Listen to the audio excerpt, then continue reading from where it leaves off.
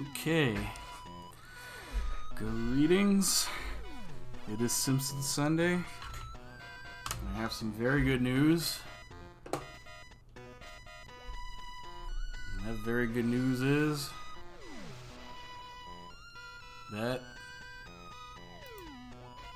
I found my hat.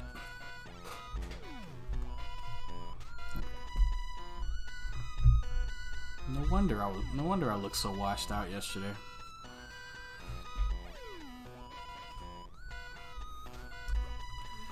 I'm gonna pause quickly for both Simpson Sunday t-shirt and hat identification. Just as soon as I readjust this. There we go. T-shirt. I've worn this before by request, but you know, it's October. Had to bust out the Treehouse of Horror related Simpsons t-shirts. Also my Pennywise Krusty pin. And just for the hell of it, I'm keeping my They Live pin as well. Okay, now that that's done with. We got a great deal of stuff to cover today.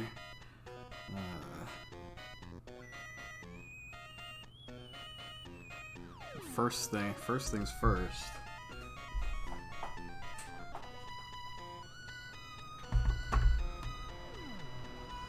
Caffeine. Hey, Sean. Thanks for coming. I appreciate your enthusiasm. Also got my Simpsons mug, which actually has legitimately has coffee in it today instead of booze because after last night I'm gonna have to borrow some energy and some enthusiasm. Unfortunately, I'm gonna do my best, but let's just say, you know, working for 8 hours and let's just say working for 8 hours in between, you know, traveling by bike 40 minutes both ways, plus streaming for 5 hours afterwards. Yesterday took a lot out of me.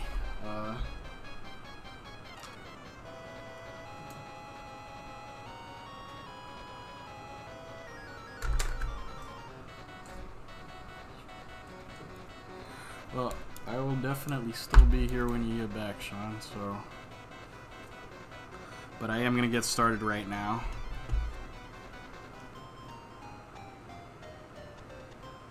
Now, given that I am wearing, you know, my Citizen Kang t-shirt, and,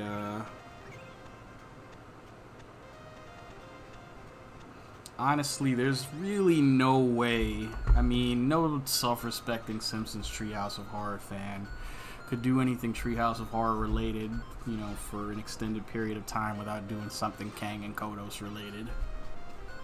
That's why, you know, by the way, this is a double feature t-shirt. Super scary double feature. Citizen Kang, also Cape Fear. But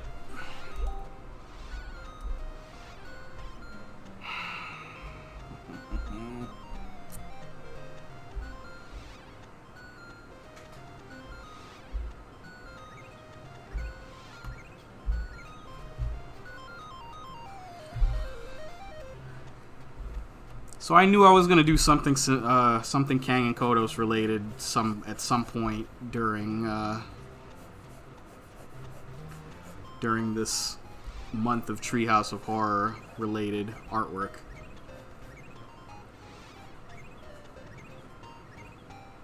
It seemed like kind of a cheat not to, really.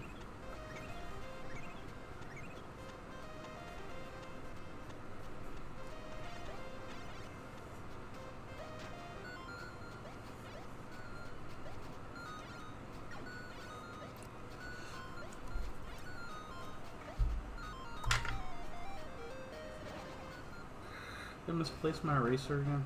I got another one there. today. Seemed like a cheat not to do something Kang and Kodos related today, right? But I also wanted to do something Kang and Kodos related, but kind of not. Something a little bit different-ish. Which leads us to today's quick sketch. It also means 2 weeks in a row of something from Time and Punishment. But like I said, considering it's widely considered, and I forgot to switch cameras. There we go. Huh. That's creating way too much shadow. But we'll see.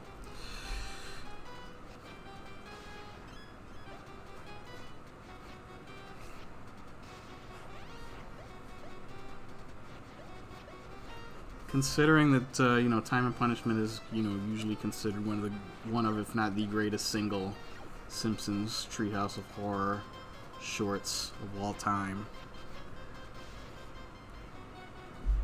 it seemed like I could get away with it for the purposes of what we're doing here.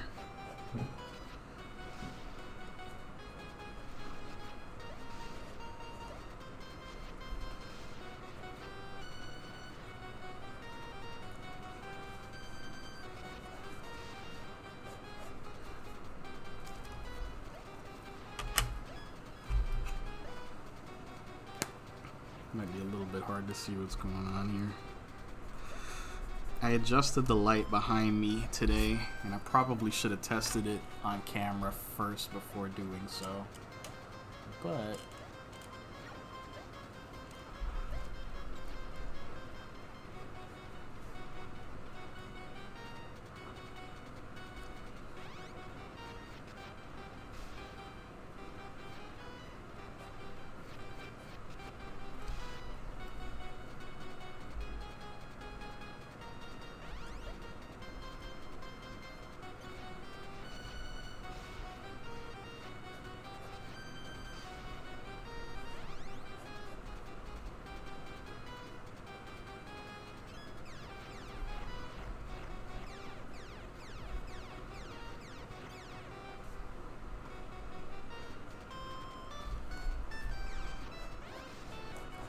it'll probably become less of an issue once we start inking and coloring this.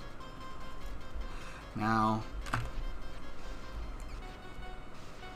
it's probably pretty clear already what's going on here and what there'll be to expect tonight, at least for our first sketch of the night. I'm gonna try not to get too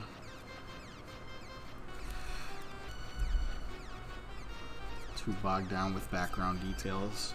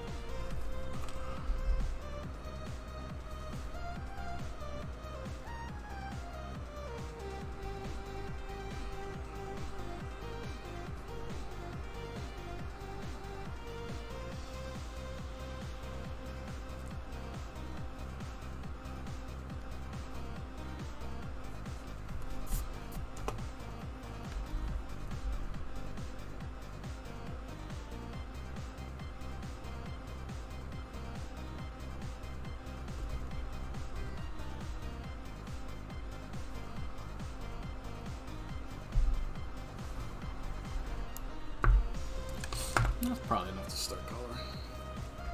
Let's go.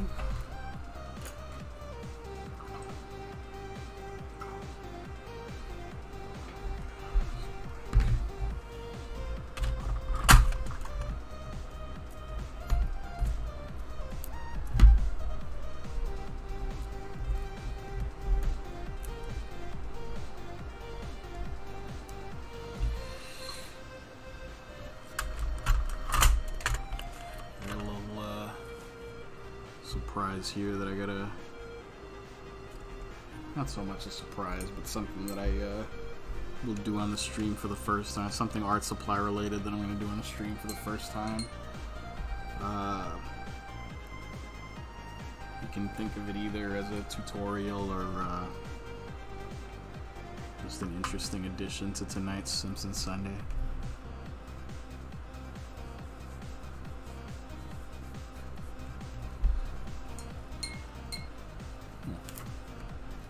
Should have tilted the camera a little bit more.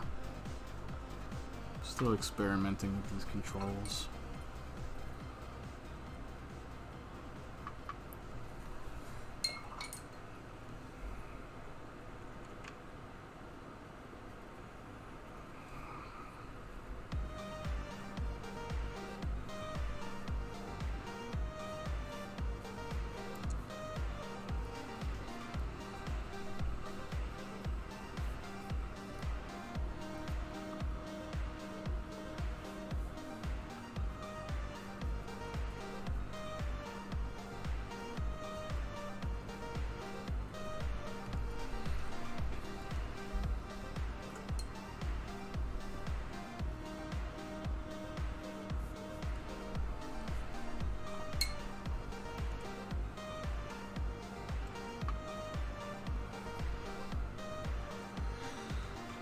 So yeah, like I was saying, I didn't want to do sort of a traditional, quote unquote traditional Kang and Kodos drawing, painting, whatever you want to call it.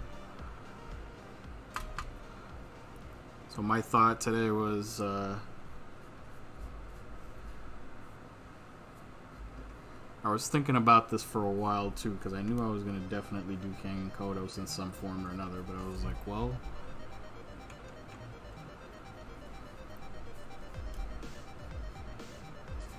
how about Kang and Kodos from Time and Punishment, where they are face or head swapped with, of all things, Mr. Peabody and Sherman, which is one of the more bizarre cameo appearances, I guess you would say, crossover appearances that I've ever seen on The Simpsons.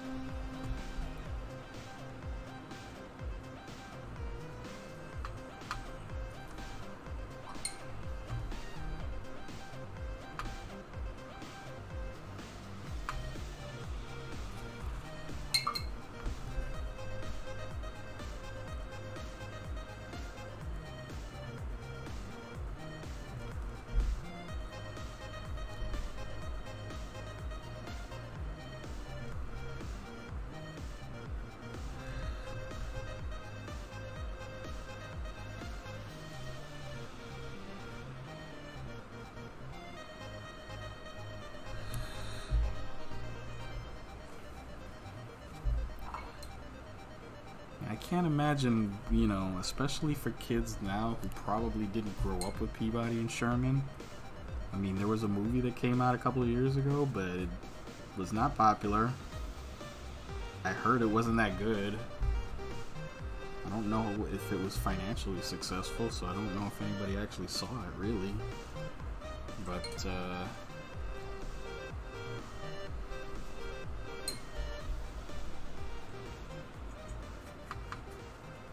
I will hard time believing that kids nowadays know who the hell Peabody and Sherman are, right? You know. So this joke, if any younger people actually go out, you know, go and watch, you know, classic Simpsons.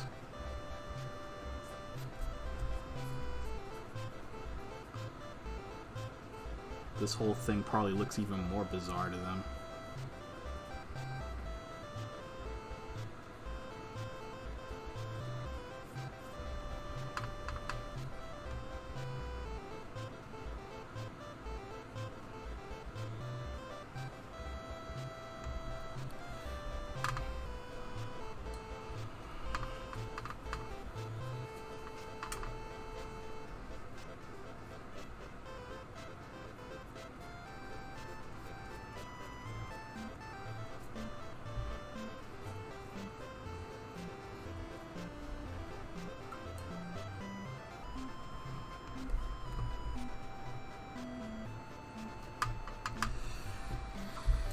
Get some background in here.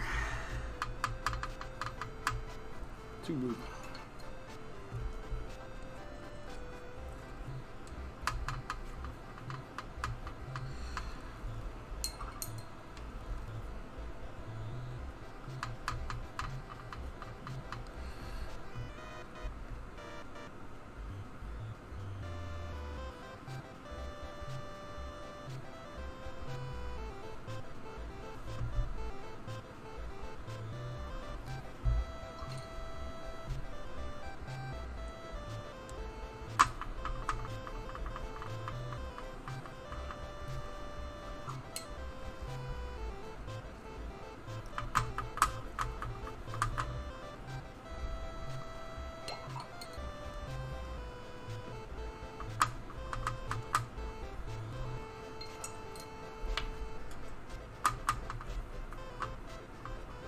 That probably wasn't a great idea.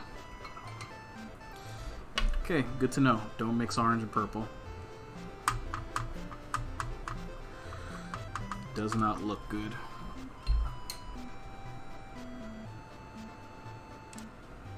Really common sense for most artists. You mix two secondary colors together, they're probably going to get you just an ugly, dull shade of brown. If you don't want an ugly, dull shade of brown, you'll be very annoyed.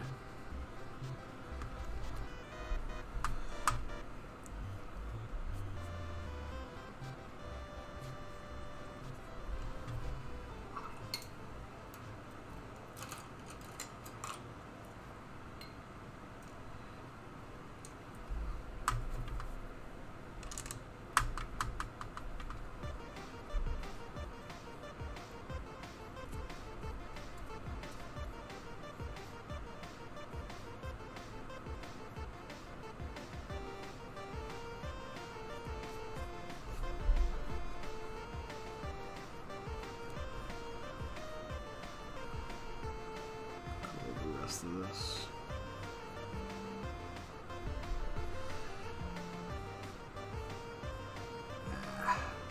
To cover that up later. I don't know. I gotta slow down. I think I'm getting in way too much of a hurry right now. Not good. I'm still in yesterday mode. Yesterday I was in a big old hurry because I had so much to do. And it was already 8 o'clock at night, and I'd never streamed that late. I ended up streaming for 5 hours last night, and if you watch me from beginning to end in that stream, you can see just how I look back at some of it, and you can see how exhausted I become over the course of 5 hours.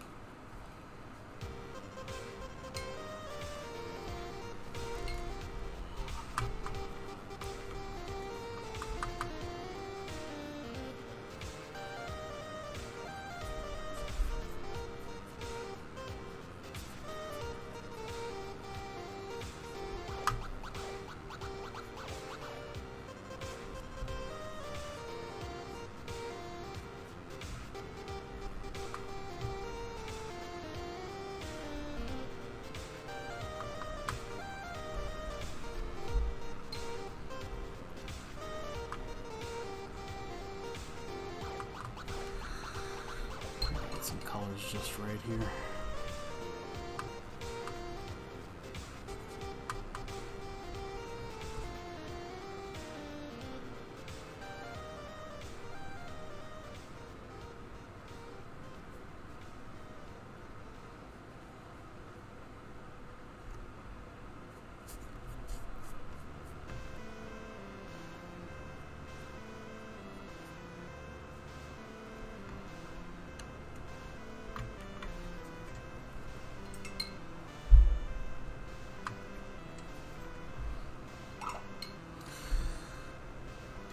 Also probably not advisable to try to darken something you've already mixed white into. It's very difficult.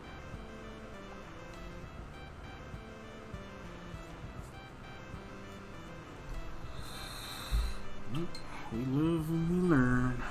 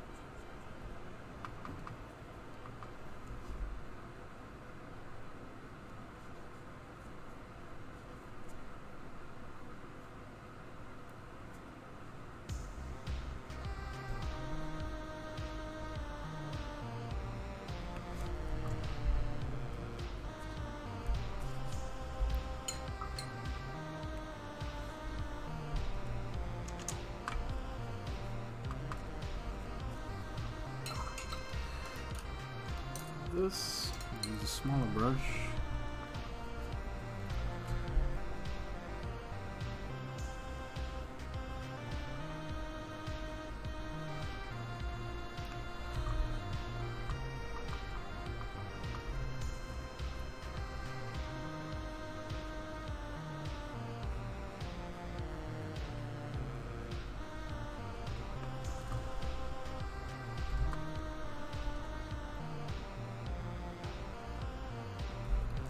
Probably the most background intensive quick sketch that I've done so far.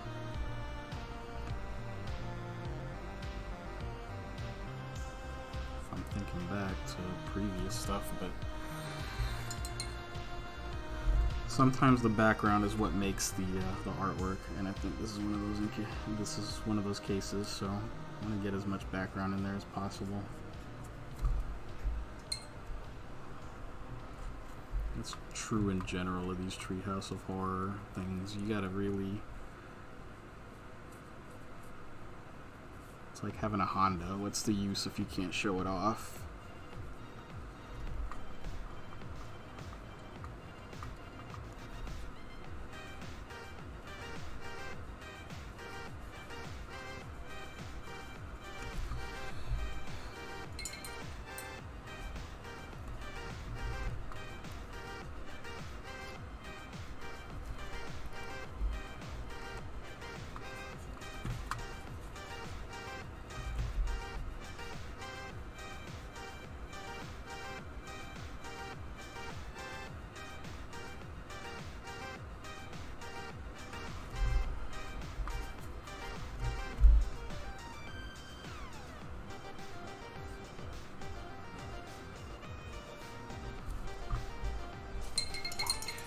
Okay.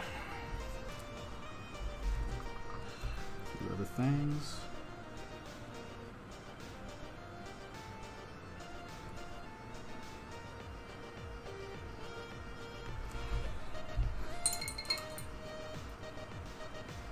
This is also a rare Simpsons drawing that will have absolutely no yellow in it. This is orange. So is this.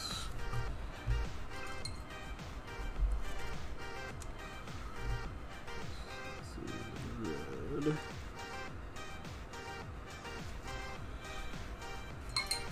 And this is blue. No red. Or no yellow. And that's blue.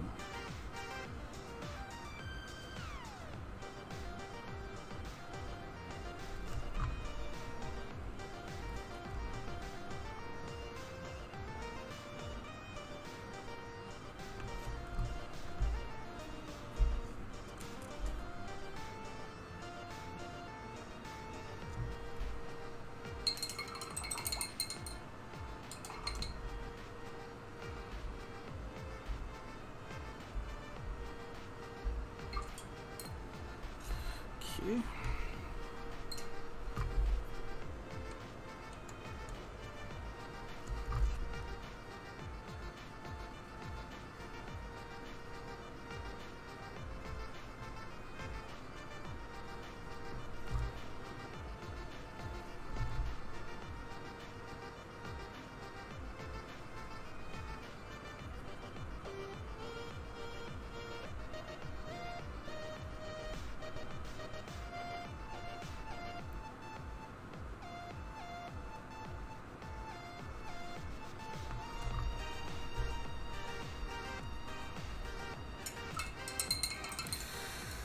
Dry off the last bits of this, and then I got something I want to do.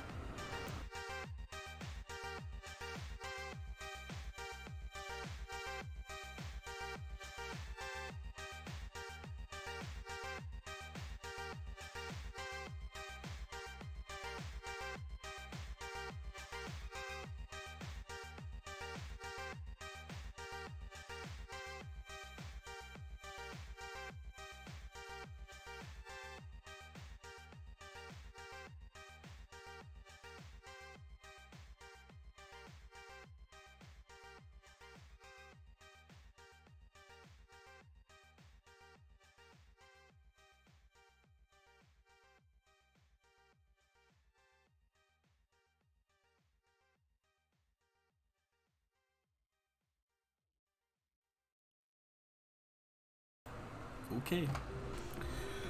So, as we discussed last time, I'm going to bring this back over here. As we discussed last time, my Pentel Tiger brush, which I've been using for probably a couple of years now for my Sketchbook Saturday sketches, has come to the end of its usefulness. There is almost no ink left in this cartridge. We'll go back to the table cam. You can see there's almost no ink left in here. I was hurting Welcome back, Sean. That's why they're called quick sketches, man. Anyway, I paused briefly just to show the pen that I was trying to work with yesterday is now empty. Normally, I'd be content to refill these little ink cartridges, which are, imminently refillable. But I thought I'd take this opportunity because this brush point, although it may seem perfectly fine, trust me, it's seen better days, and it feels like it's towards the end of its life. And I knew at some point I was going to have to replace this, and I figured there's no time like the present. So, Pentel pocket brush, you served me well, but I'm afraid you're cut. Luckily, I had a new Pentel pocket brush waiting in the wings. Let's see if I can tear this off without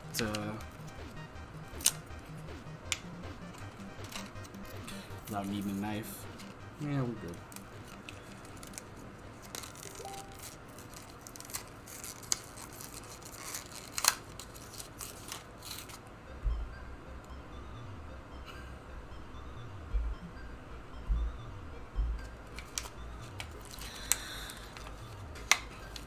So this is what it looked like when I first got it. The bristles were actually white, which I guess was to be expected. Brand new, nice and clean. Bristles are pretty stiff, actually. I don't know if I necessarily want to wet these up too much. Let's do that. That'll be fine. When the bristles are wet, the ink will run a little bit more easily. And simplest thing in the world, I've refilled one of these on the stream before. All you gotta do is listen for the click. Listen, hold on, I'll do this right here. Right next to the microphone. Push this in until you hear. Heard that? Once you hear the click, that means the bottom part of this is broken and it's on its way down towards that brush tip. Screw the rest of this back in. Shake it up a little bit, not too much, because the thing is, a lot of this is dependent on gravity doing what it does, sometimes too well. The thing is, you want gravity to drop the ink down into this brush point, but what happens sometimes is you get not only gravity but also a little bit of centripetal force working on it too, and also some general air pressure. That's what happens when it gets too, when the ink starts globbing too much on the edge of this on this brush point, and you get giant globs of ink that you don't want. You want a relatively fine point. So I'm going to leave that alone for now. Not only am I going to leave it alone, I'm going to leave it as upside down as I can get it for now. I'll come back to it in just a couple of minutes. I'm going to start filling this dark areas in. Also, refilling that pen gave the last of the paint on this page a little bit of a chance to breathe and dry.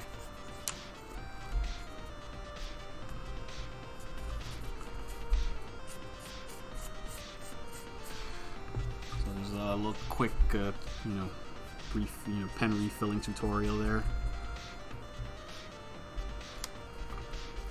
For anybody that's interested in drawing with ink, I definitely recommend the brush. I use it for my quick sketches. I use it for my sketchbook Saturday sketches. I was using it a lot over the past couple of years where a lot of my art supplies were in storage and my access to them was limited.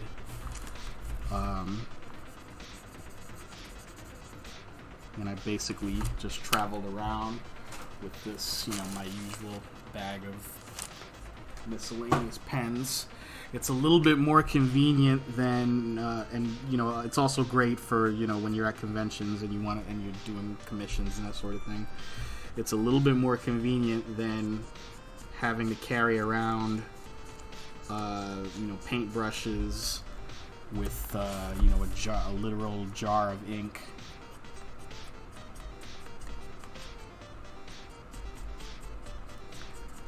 Which I normally use for my comic book work that I plan to publish.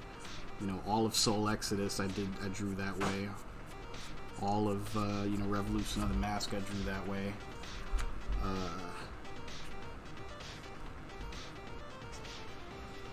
That's my preferred way of doing it because I get to use different size brushes. And it's a little bit more precise. But I really have come to enjoy using, you know, the brush pens as well.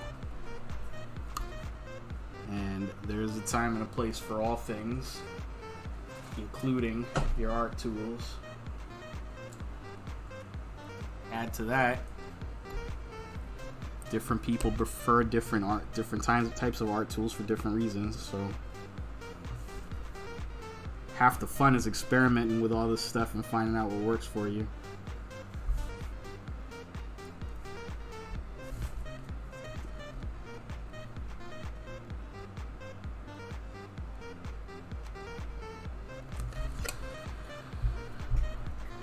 Also, invest in a couple of good French curves.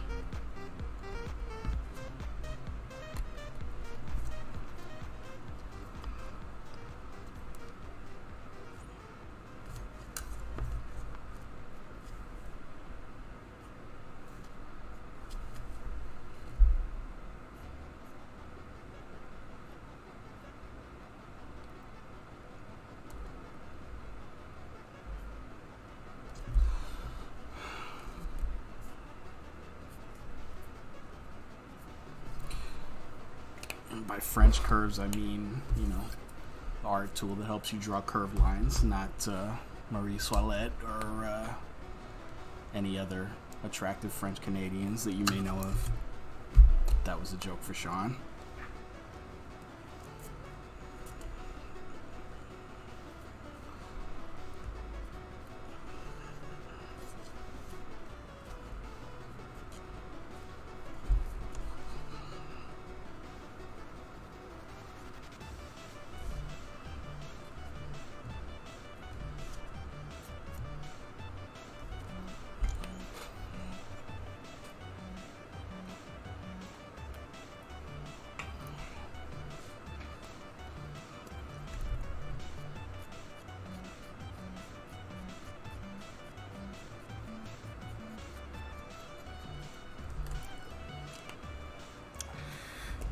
I think I'm overdrawing this now. Okay, it's time to pick up the pace here. See? Let's get it over here. See, the ink has traveled a little bit. You see it's down here. I can probably goose it a little bit. It's starting to come through by doing this up here.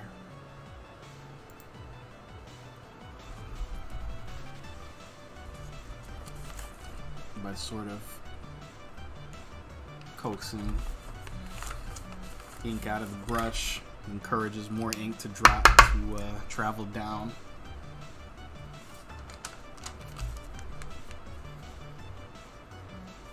And at first, this ink is going to look really gray or brownish and really kind of diluted. That's just because it hasn't fully filled up the brush tip yet. Eventually it gets darker and darker, and now, you know, it's been a while since I've had a brand new brush tip on here. Now you can do something like that.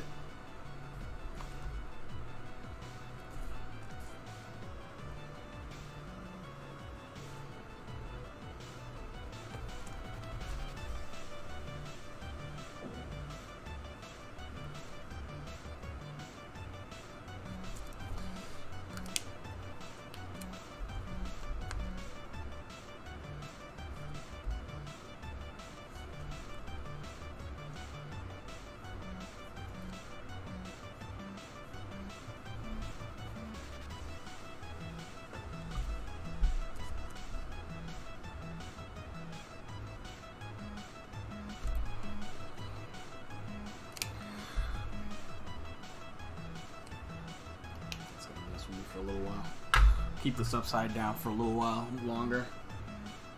The ink is not quite as dark as I'd like it to be. And later on, I plan on filling some vast black areas with it. Vast areas of full black. And I did not put back all of my necessary pens last night, which is something I really have to become better at doing. I'm always running like a chicken without a head before stream every night because, and especially, you know, if I'm streaming 2 nights in a row, I don't prepare, or I don't really do proper cleanup and set, you know, put things back where they're supposed to go.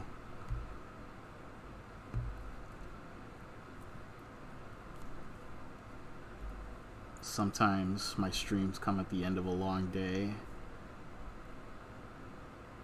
and I'm so tired that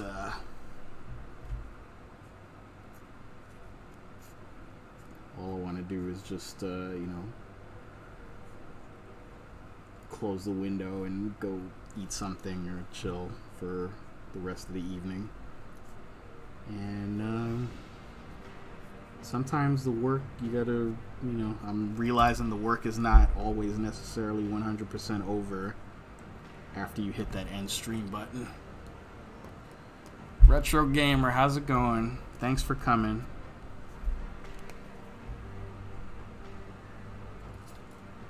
Yeah, I was saying I knew I had to at some point do Kang and Kodos, but I wanted to do something different with them.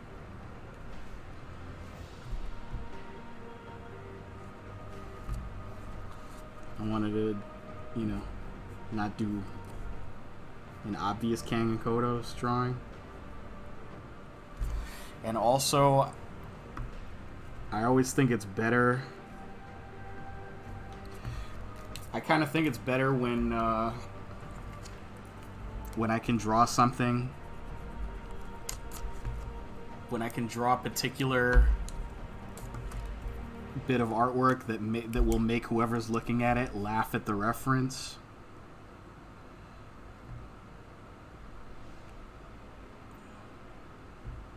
Like if you're reminded of you know, what episode it's from and the exact, you know, scene and whatever.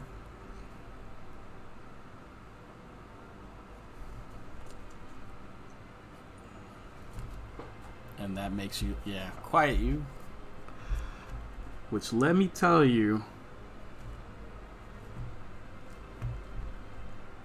one of my college roommates was, you know, we didn't have a whole lot in common, and we didn't always get along, and we didn't have a whole lot of common interests. But we both were Simpsons fans, and that became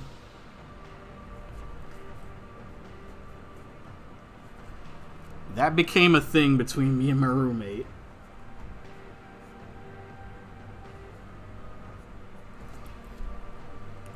Like anytime one of us said something, anytime one of us got on the other's nerves, it was quiet you.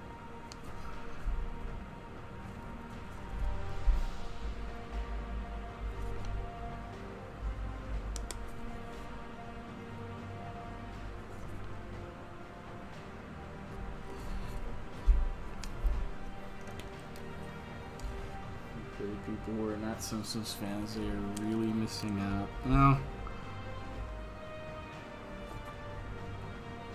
I just look at it as a teachable moment. I have some friends who I don't think are Simpsons fans, but they're becoming interested in becoming Simpsons fans, and I am there for that. I am all about that.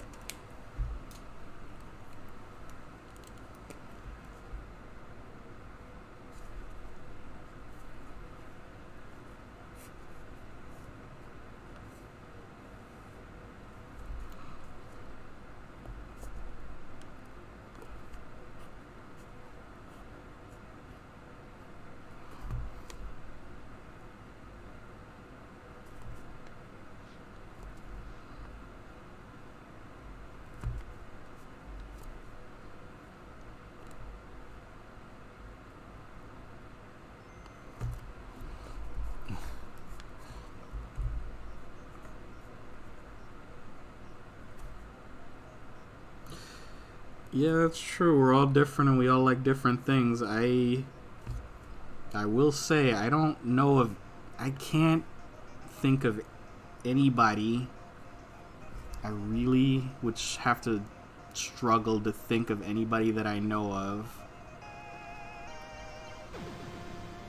who has outright disliked The Simpsons after having seen it.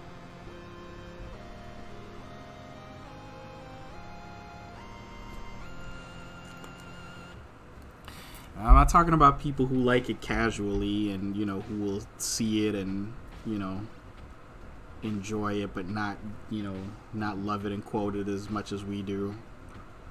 I'm talking about somebody who sees it and is like, yeah, I don't like that. Yeah, that show sucks.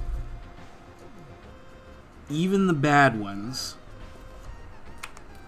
even the really crap ones, I've never seen that ever happen before with anybody that I can remember. I'm not saying it's never happened before, but I definitely don't know of it. I don't know if people who said they've watched a few episodes would find it annoying. Maybe. I'm sure they're out there somewhere. Thankfully, I haven't encountered any.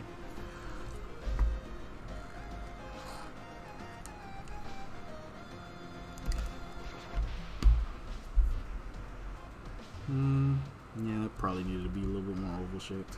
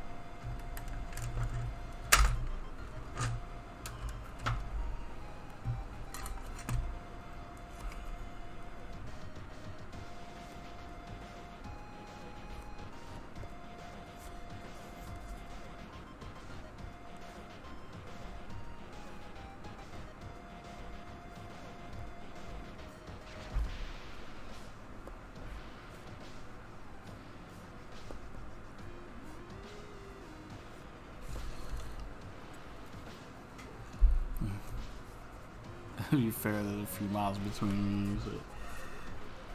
Yeah, that's true. I always got the impression that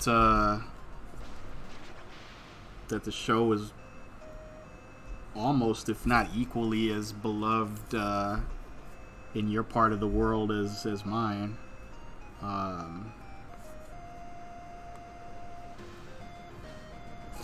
I've known plenty of Simpsons fans from the UK over the years. They all will, defend the show to the death. So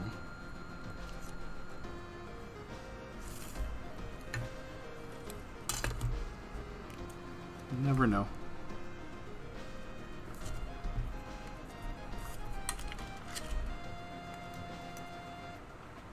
Found the use of them. I was just talking about that a little while ago before you dropped in. I'm like, I would wonder. I would have a hard time believing like anybody of a certain age would know who the hell Peabody and Sherman are.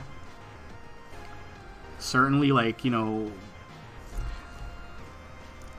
maybe. I think I'm probably the last generation that grew up with, with Rocky and Bullwinkle on TV. It was an okay cartoon. It was one of those things that it's like, well, it's a cartoon and it's on TV and nothing else is on, so I guess I'll watch this.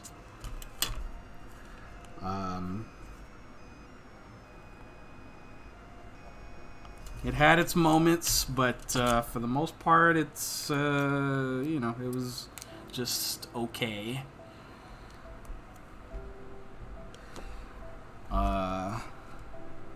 It was one of those things that benefited from being in the culture at a time when, it was easier to be in the culture.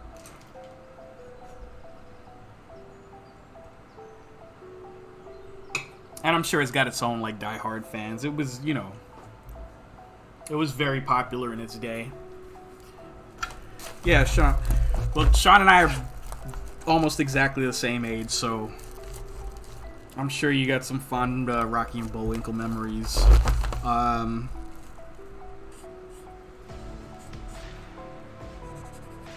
Mainly, I remember Rocky and Bullwinkle as being the sort of... I remember Rocky and Bullwinkle very specifically being the transitional show between Nick and Nick at Night back in the 90s. That, you know, when all the Nickelodeon shows went off the air, but, like, you know, they knew that kids were still watching and, you know, maybe hoping for a programming glitch or something like that. So they didn't want to just throw out the, you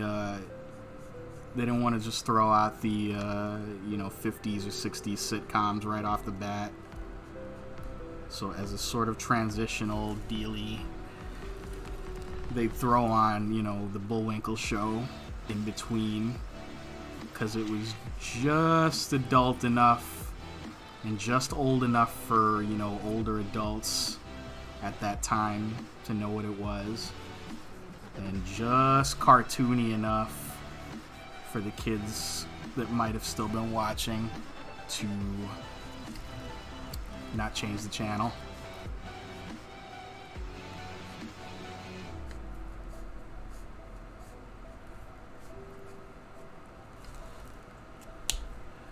And you know what? I'll give it this. Peabody and Sherman were the best part of that show. To me, anyway.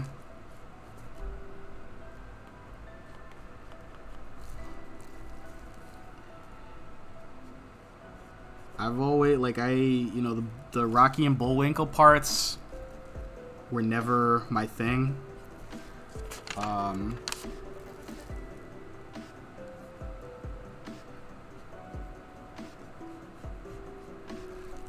I've never had a big fondness for shows where the main character or characters that you're expected to root for are kind of idiots. Unless that's the whole premise of the show. Then sometimes I can, you know, sometimes it's good enough to, you know, to ignore it. And that was the thing about Rocky and Bullwinkle. Rocky and Bullwinkle were always, like, I always felt like they were kind of incidental to the plot.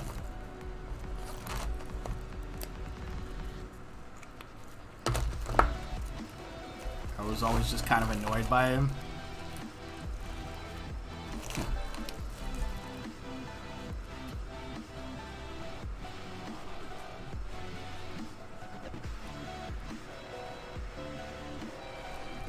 That's also a big reason why I was never a big Inspector Gadget fan. Same exact reason. I couldn't get into a show that expects you to follow a main character that's that dumb and still buy, you know, him being, you know,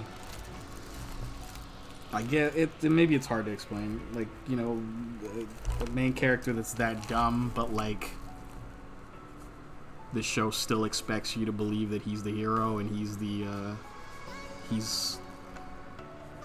one that's gonna save the day, despite the fact that, you know, he's never the one that saves the day, or if he does, it's always by accident.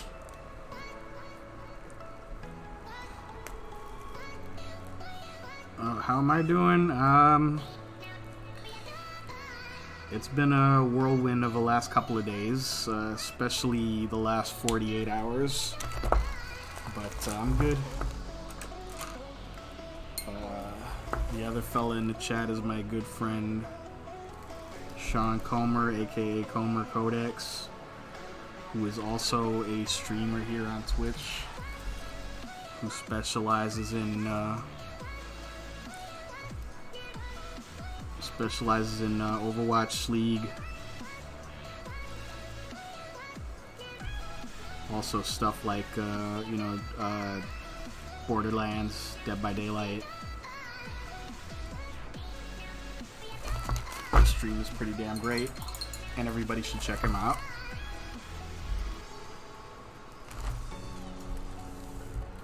A lot of fun, especially, you know, like any other stream, especially when there's a lot of community involved, it gets really fun.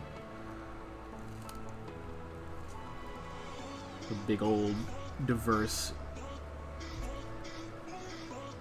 wacky cast of characters when we all get in there at the same time.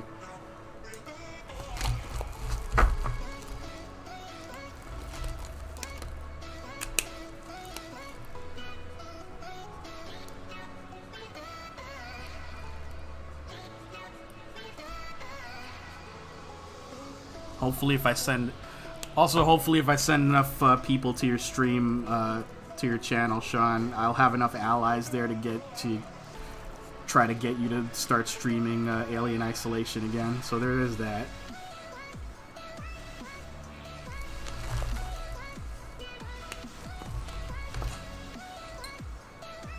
My motives are only, let's call it 88% altruistic.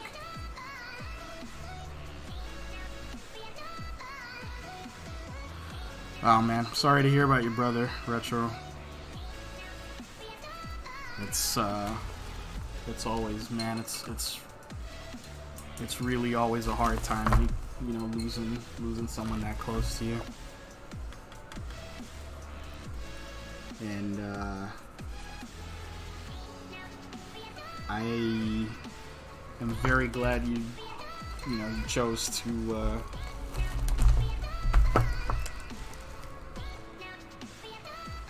to spend any of your time with us here tonight for that reason.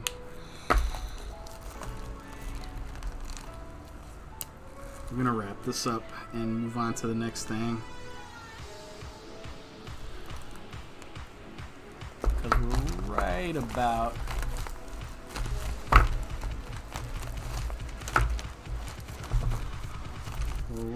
at the 1 hour mark here. And I mean, I did have this in mind for a while, so I guess, you know, I wanted this one to be particularly good, and that's why I've spent so much time on it. But I think the time has probably come for me to move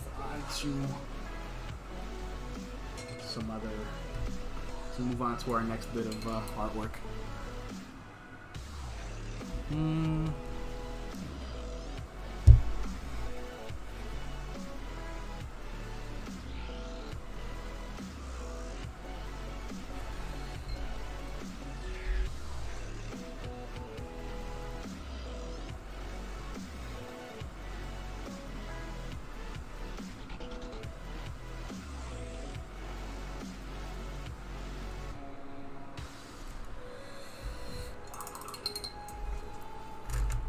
And lest I forget, final touch here.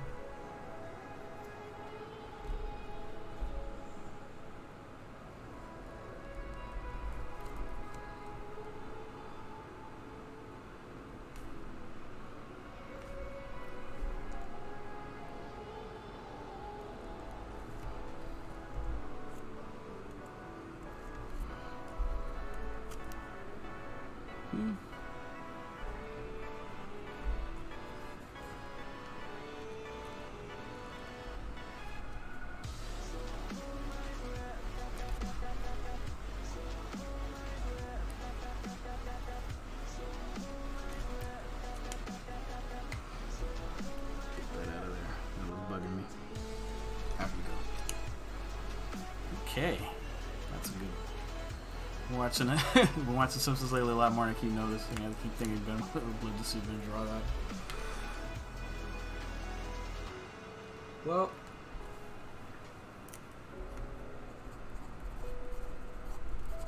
I do take requests. I can't guarantee that I'll get to your request immediately, but you know, I would like to keep doing Simpsons Sunday for as long as I possibly can.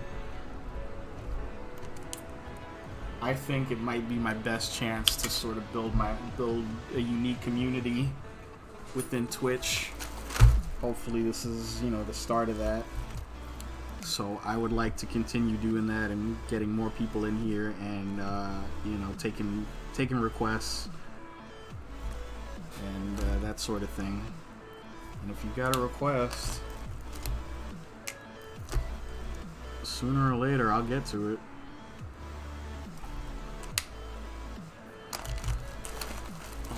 Watch Mother Simpson. That would be great to see a drawing of when she finds Homer in his son's grave.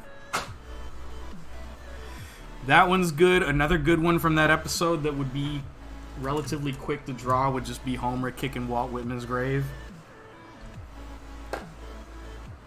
which I have referenced before in like unrelated, matters.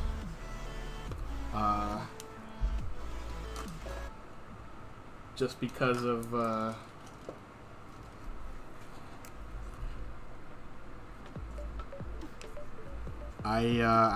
I work in a public library, so I'm surrounded by a lot of Walt Whitman books from time to time. And anytime I see that, that's where my brain goes to immediately.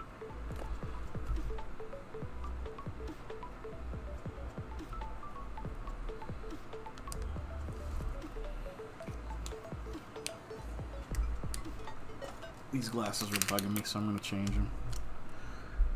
I'm going to make this a little bit wider and a little bit more elliptical, oval shaped, if you will. That's better. Yeah, that was bothering me.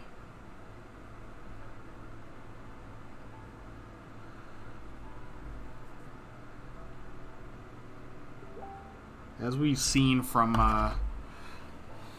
last night's stream, I will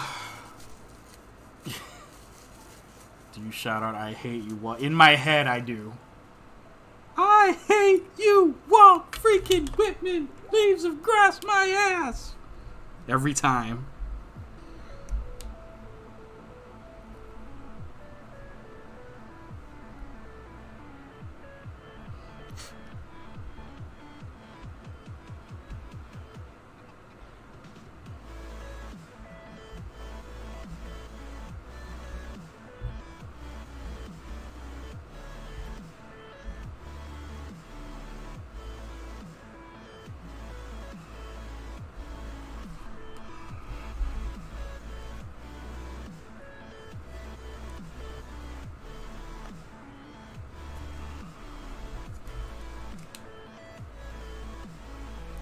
There's a library, so no shit. Yeah, that would be bad. Trust me, if you consider the number of literary references in The Simpsons,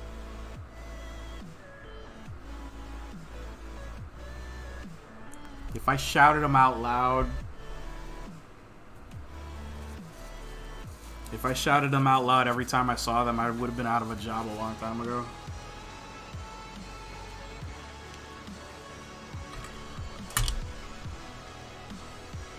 I did literally, like, one time, I think I tweeted about this or put it on Facebook, on the Simpsons Facebook group that I follow.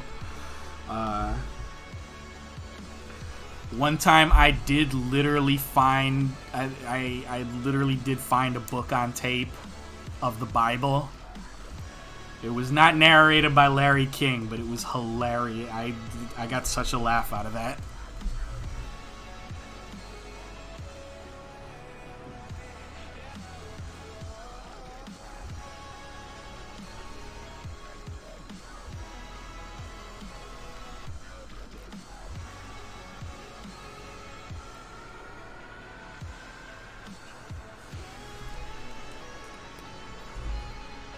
Okay.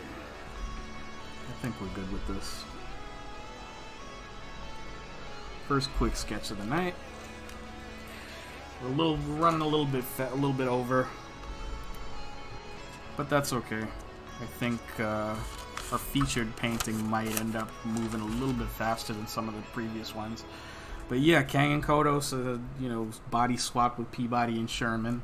This is something I've had in my head for at least a week now.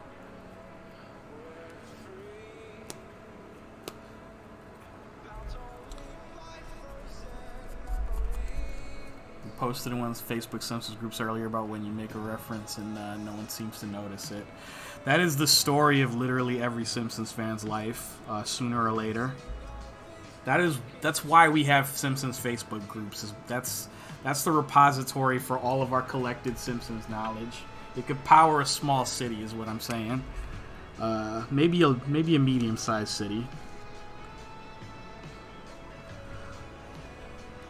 And if you're not already joined up with Woohoo Classic Simpsons quotes, you should be.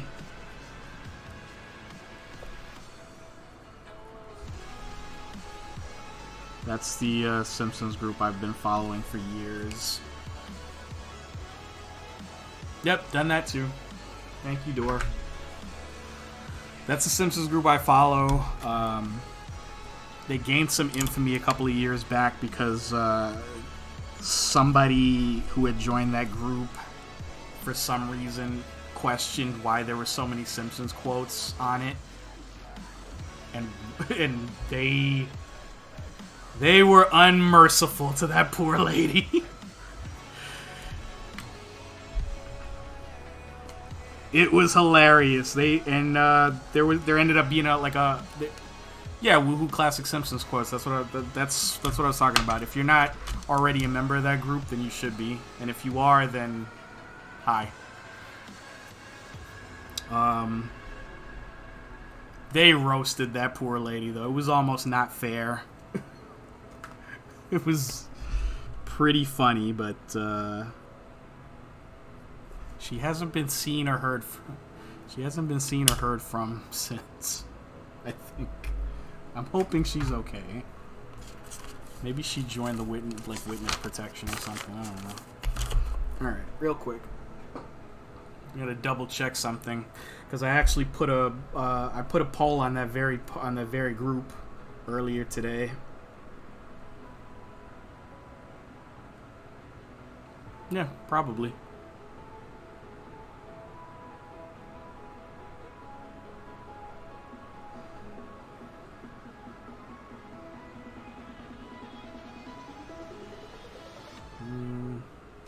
Just gonna double check. I had a poll up for our second sketch of the evening.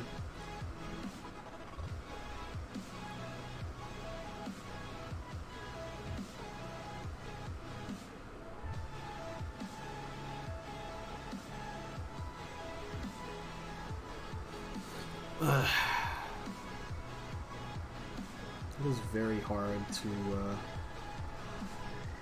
sometimes it's very hard for an easily distracted person to have a smartphone in general. Yep.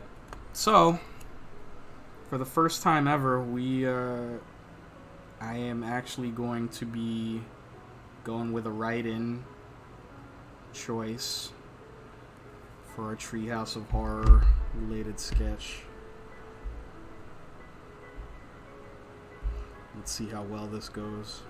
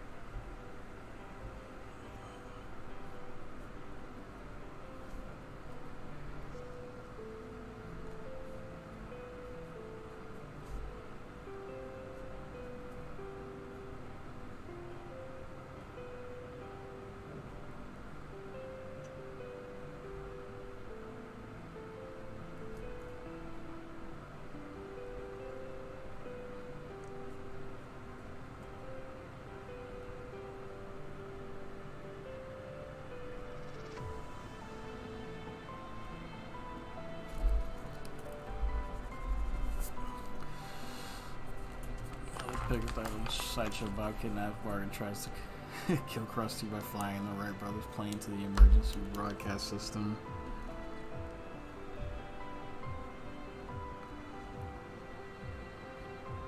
That is from Sideshow Bob's Last Gleaming is the name of the episode.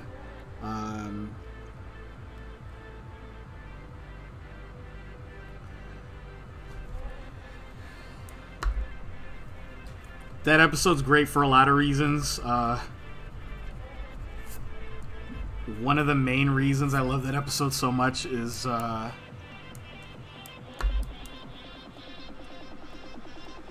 aside from the Sideshow Bob stuff, which is always great, but it's also R. Lee Ermey does a guest, is a guest on that show, does a guest voice, and he's basically playing the same character he played in Full Metal Jacket, which, to be fair, he plays that character, that same, he played that same character in a lot of things after he did Full Metal Jacket. But,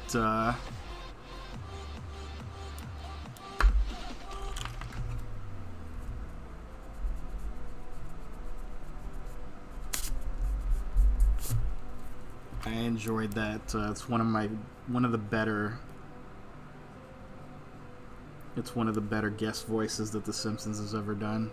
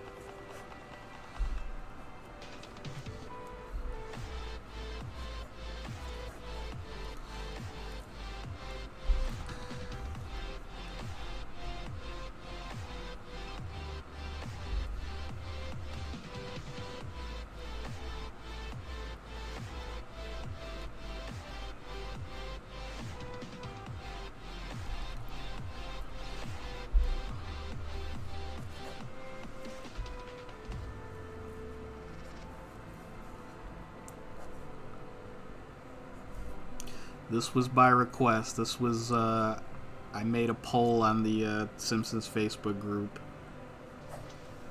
And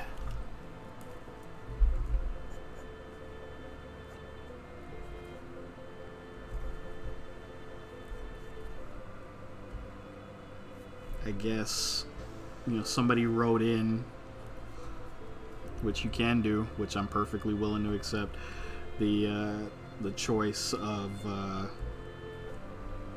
John Smith and John Smith 1882 from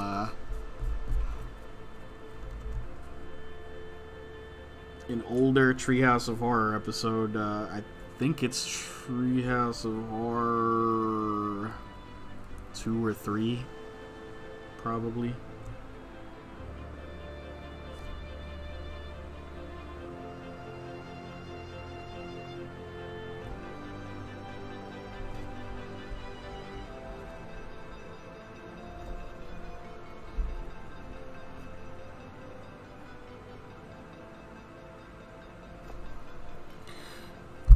Horror, watch number 6 and having something from Homer cube. That would be hard to draw the CGI Homer. Yeah, I probably wouldn't do that for that reason. Like, it wouldn't come across all that well on in my drawing style, my painting style. I could probably try to draw that digitally and see what happens. I also don't know how that would look. It wouldn't be the first thing that I've drawn digitally, but I guess I could try to do something like that in like Adobe Illustrator. It's, it wouldn't look like how it looked in the show, but then again, neither does any of this stuff.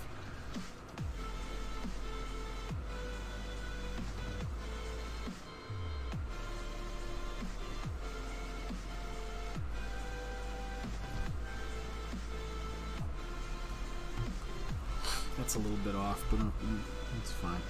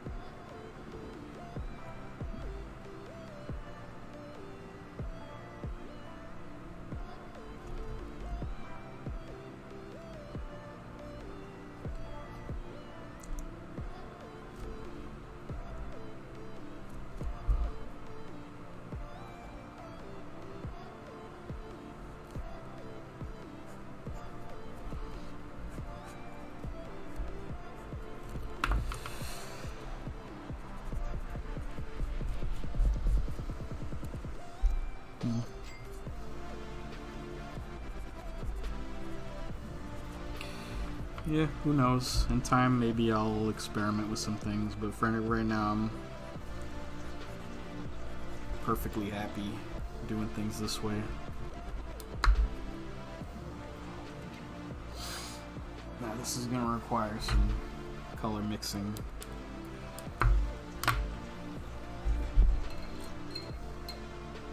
Let's try to do this background first this time.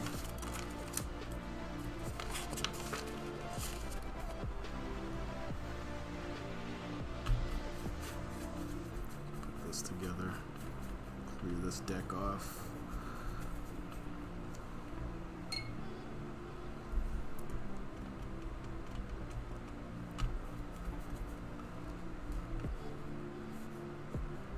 Yeah, that's about right. And then from that, always darken.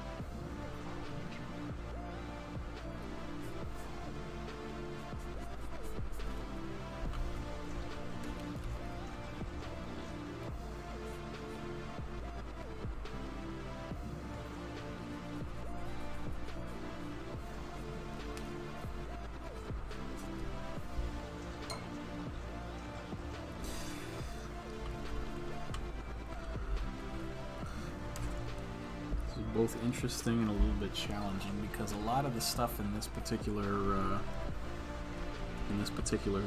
frame is just a lot of different shades of purple, like purple mixed with other colors.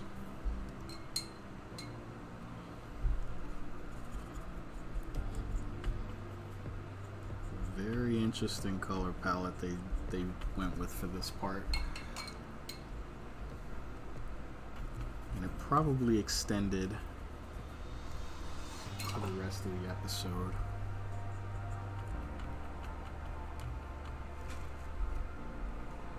I don't know that for sure, but I have reason to believe it. I'm gonna go back and check later.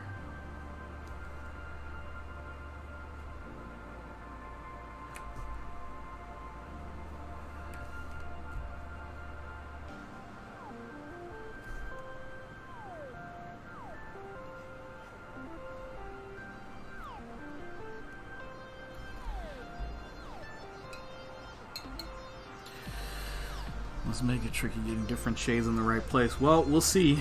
Sometimes it is. Sometimes it makes it easier because you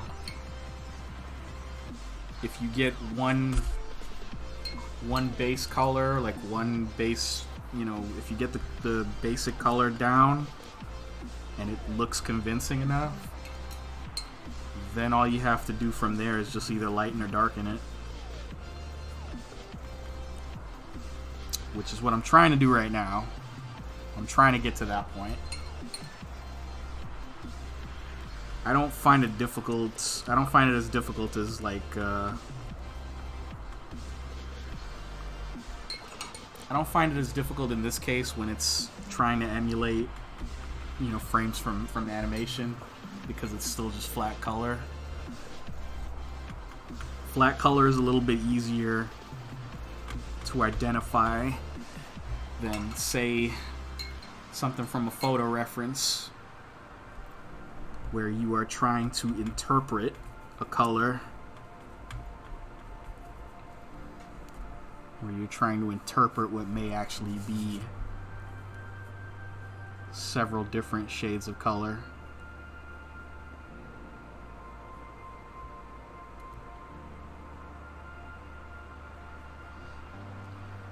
I'll take this over that as far as, something that's quicker, easier, and less nerve-wracking.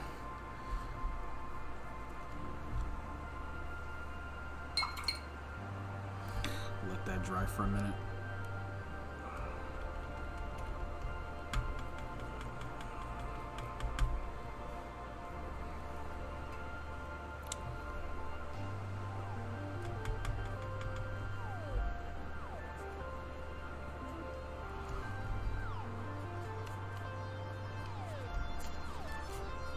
Hold still.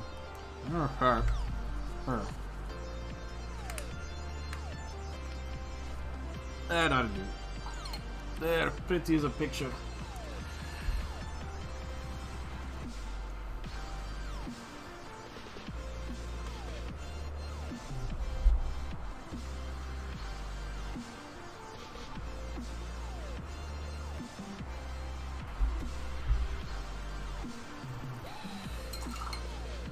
With animation, with anything animated, there will always be a finite number of colors.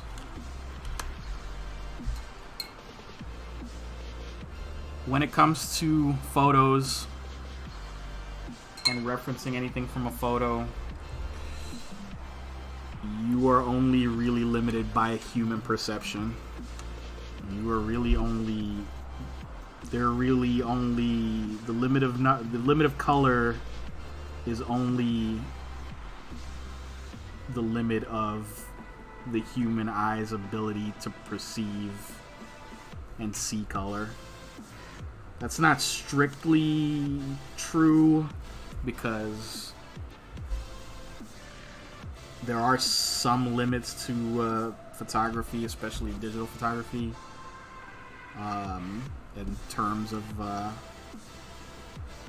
ability to capture color. But it's nowhere near as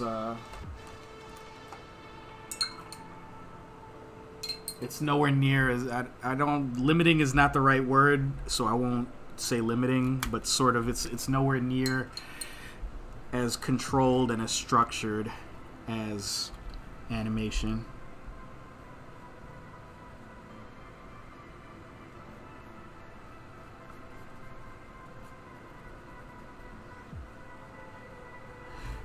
You can compose a still image all you want. You can plan for lighting.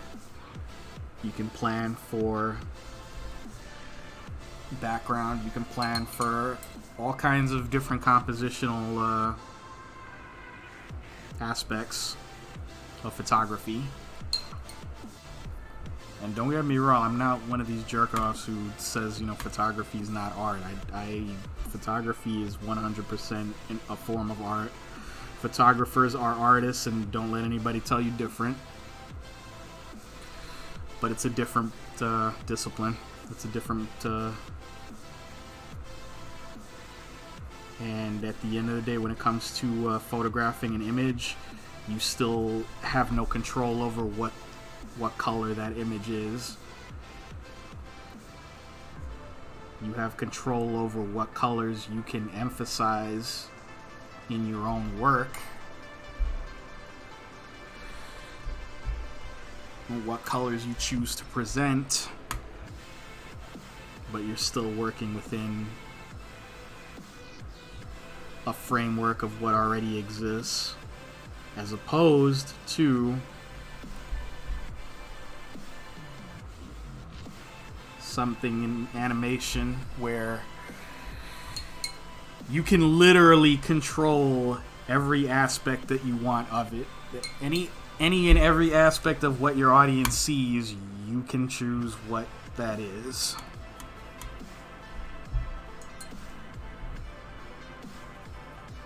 Not saying one way is better, one way is not. They're just different. They're just different.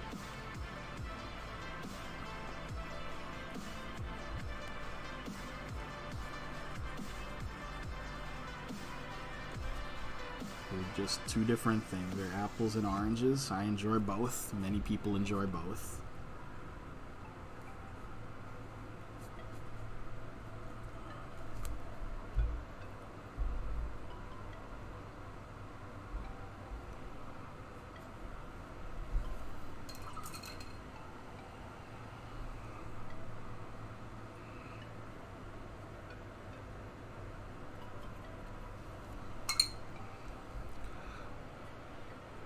Now, these zombies are actually kind of greenish here.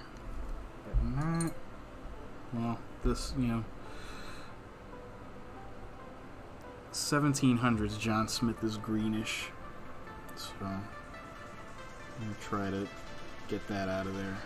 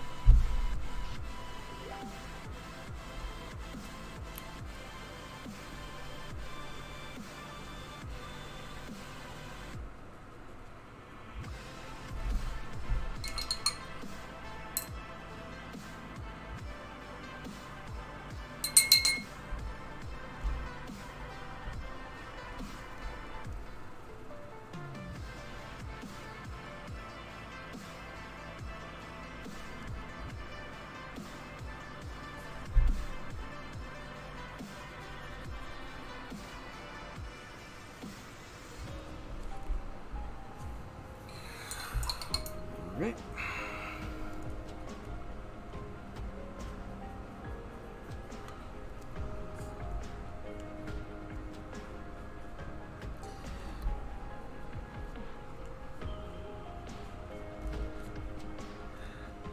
It's also important to remember that these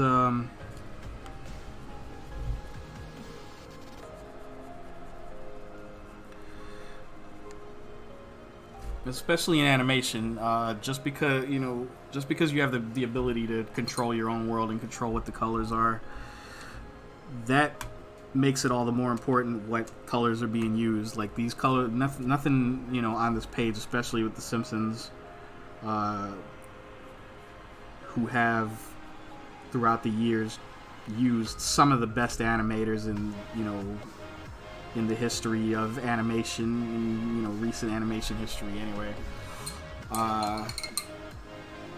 None of it is accidental. None of it is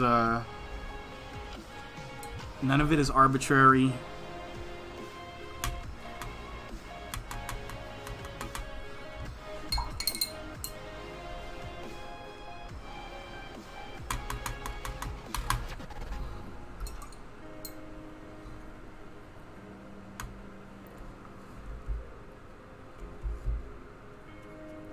And that's also important to remember. Like all of this,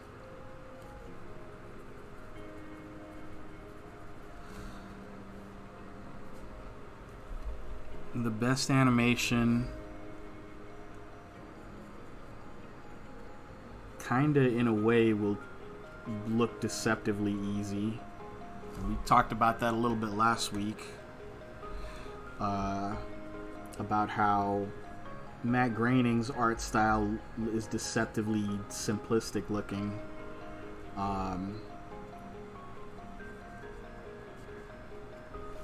And that turned out to be a very good thing, especially for him in particular, for two reasons. One, it's easy to replicate, so it was easy to break it down to a formula that animators could readily come back to. It was easy to write a handbook and a manual and a sort of Bible for, as far as being able to draw in that style and draw consistently in that style.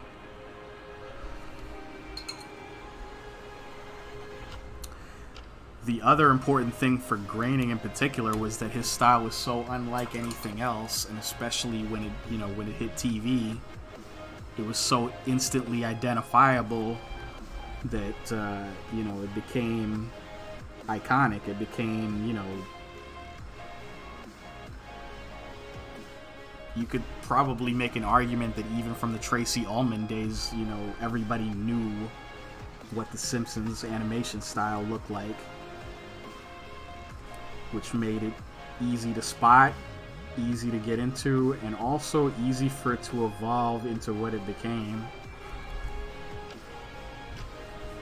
I feel that way about character models on a lot of anime. What do you mean about they look deceptively easy, or they're deceptively simplistic looking?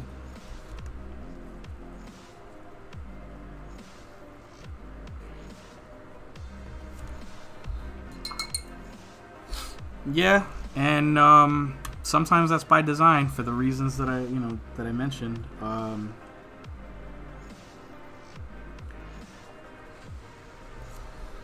Sometimes it's unfortunate because animation by nature, by its nature as a product, kind of has to be simplistic and kind of has to be easily reproducible and also quickly reproducible.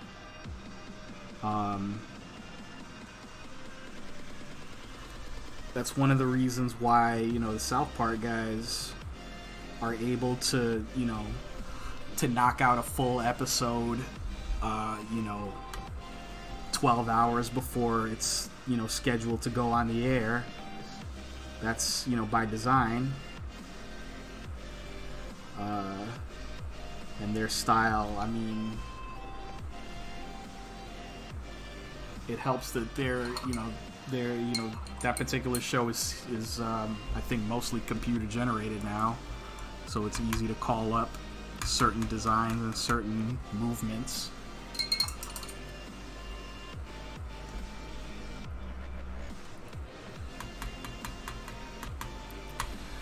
It's one thing about anime that ensures it will never quite register me quite like Western animation to an extent. So much of it looks alike. I can see that. I mean, you and I both know that them's fighting words in some circles, but I respect your opinion. I don't 100% agree with it, but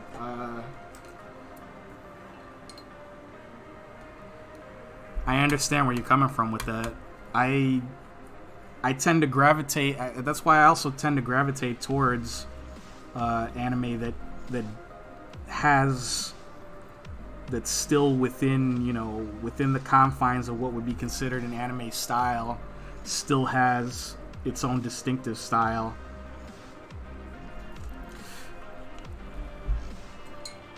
That's also why I love Akira so much, because for the fact that and it's over 30 years old now. It's over 30 years old now. and you look at it and it's immediately identifiable as anime, but at the same time, nobody draws like Katsuhiro Otomo. It's also immediately identifiable as his work and his art style. At least that's how I look at it.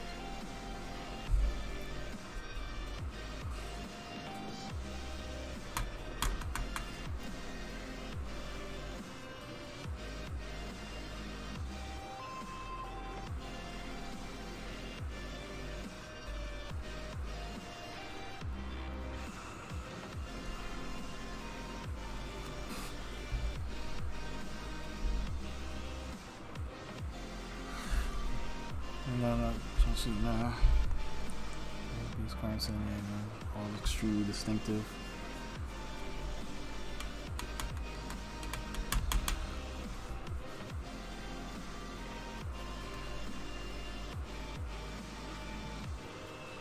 Yeah. Let's see many of the same visual tropes.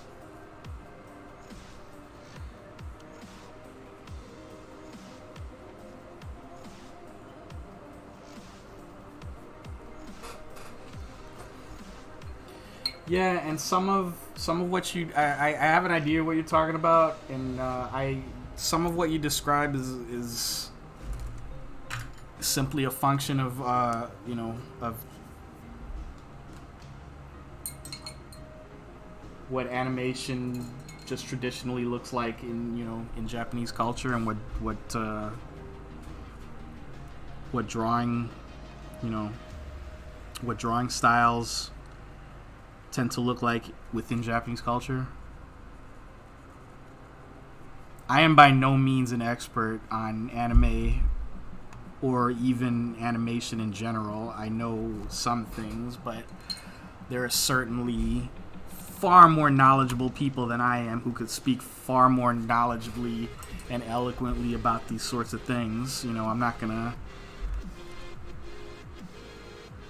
I'm not going to speak for the anime community, and I'm not going to speak for anime experts. I'm only going to, at best, I'm going to speak about what I know.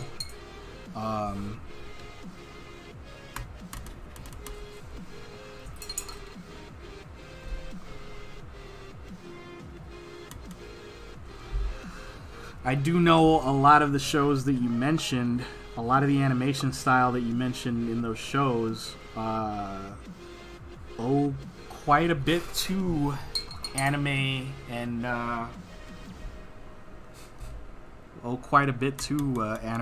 anime style, particularly She-Ra. You mentioned She-Ra, which I believe uses the same team as Voltron Legendary Defender, which is extremely anime influenced.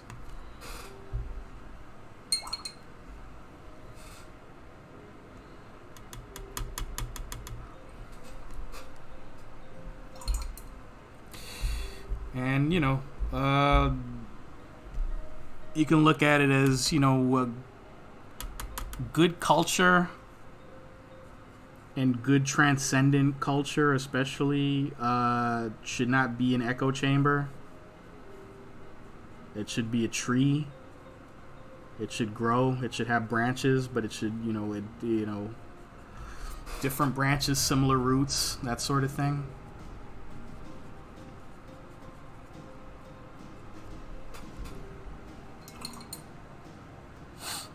Oh yeah, that's if I hadn't have already tore through Voltron last year, that would have been high on the list of quarantine watching this year. But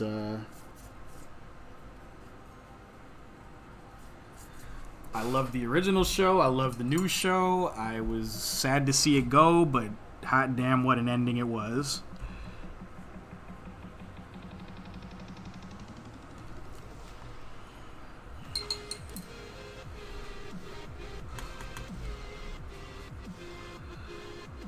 Carmen Sandiego, haven't seen it yet. I'll probably have to work on that.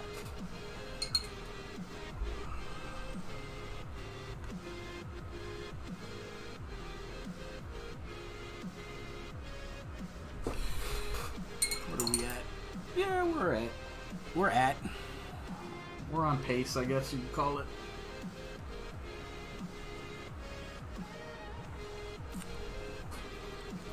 The only thing we're not on pace for right now is for me to possibly get some takeout before everything closes, but that's happened to me before.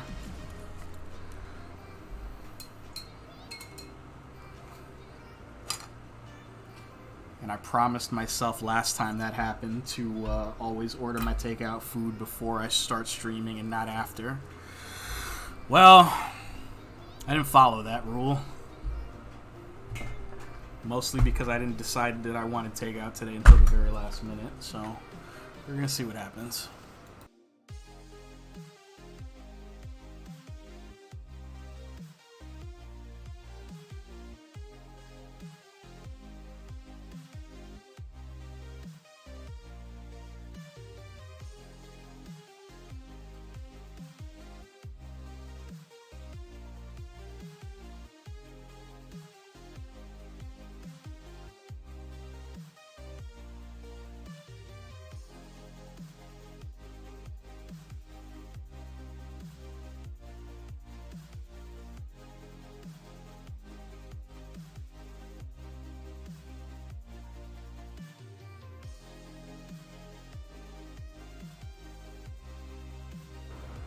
Oh, you didn't know? I got a special silent hair dryer. It makes absolutely no noise. Got one of them newfangled silent hair dryers.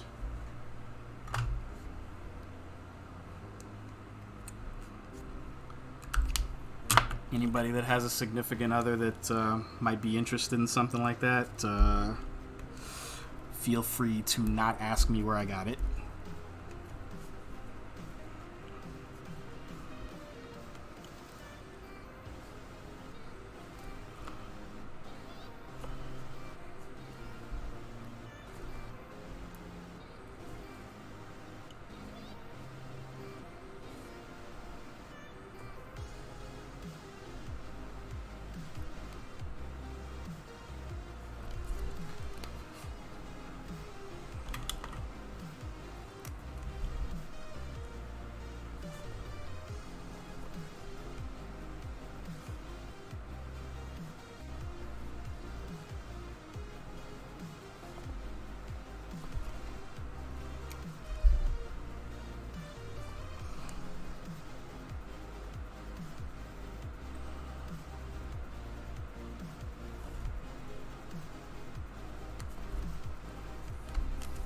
Okay.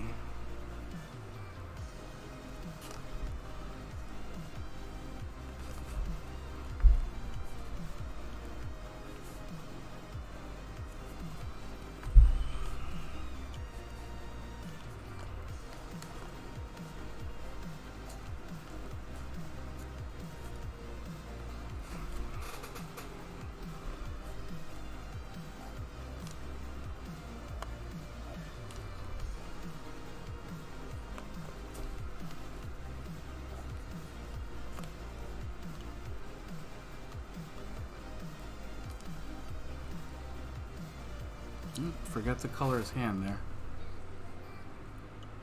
Let's see if I got anything. I think I got a color I can use on that, so I don't have to go. Forgot to color both his hands. That's stupid. That was dumb of me.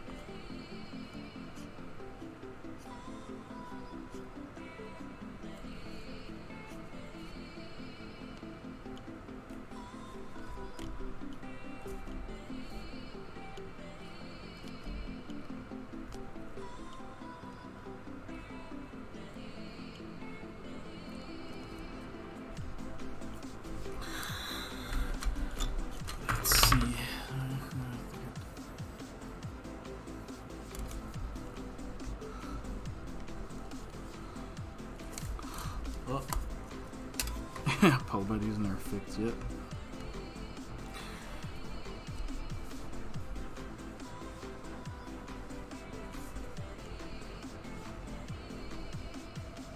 Well, thanks for dropping by, Sean. Hopefully I'll see you again before we're done here. Happy lurking.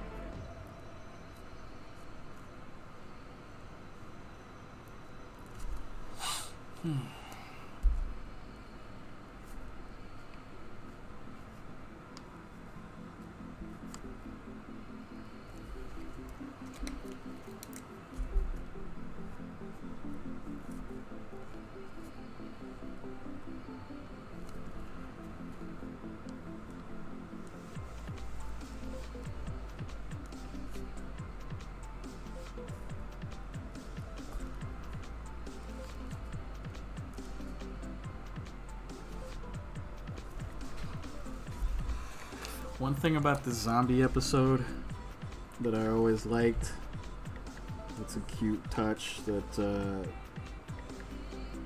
all of the character designs of The Simpsons originally, they've sort of backed off of this. They really kind of backed off on it after like season 5 or 6. But they're all supposed to be a little bit wall-eyed, meaning like there's always supposed to be supposed to be one eye goes slightly in the opposite direction of the other. You see this a lot in earlier seasons, and especially I think the David Merkin seasons, like 5, 6 into 7.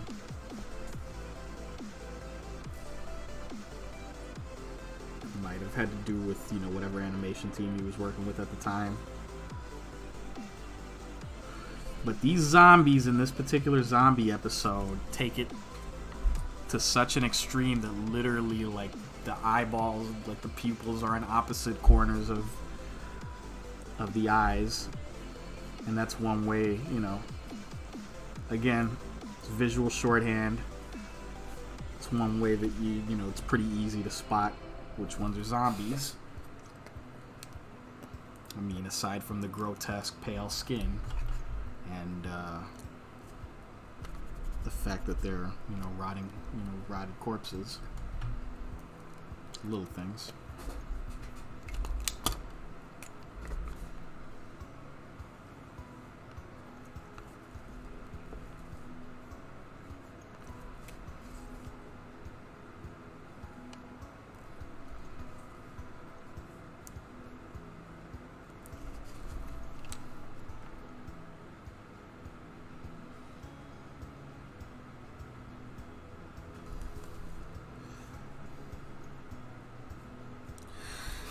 Yep, they're undead, all right. Yeah, I like little things like that, where you have to figure out how to represent something in a Simpsons style. It's a little bit similar. It's actually a little bit similar to what Matt Groening did in Futurama, where like all the robots have square pupils, and that's how you know they're robots. And that was a really, like, they really stuck hard to that rule. They really, stuck to it throughout the whole show. It's up there with, all the Simpson characters have 4 fingers, or 3 fingers and a thumb. Except God, he has 5 fingers.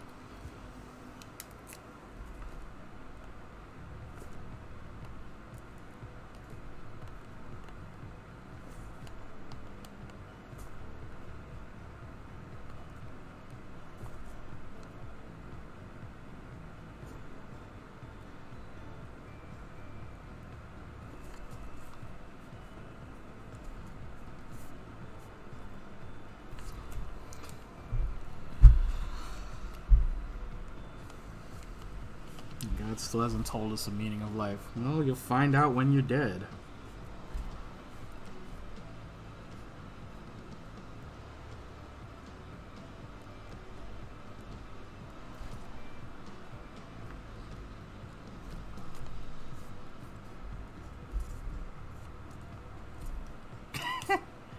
can't wait 6 weeks.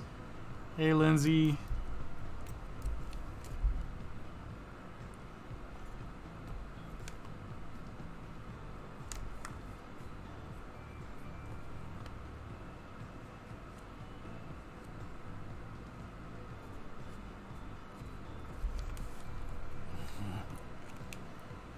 Is that what happened? You got Facebook jailed again? I wasn't. If you messaged me about that somewhere else, I'm sorry I didn't see it.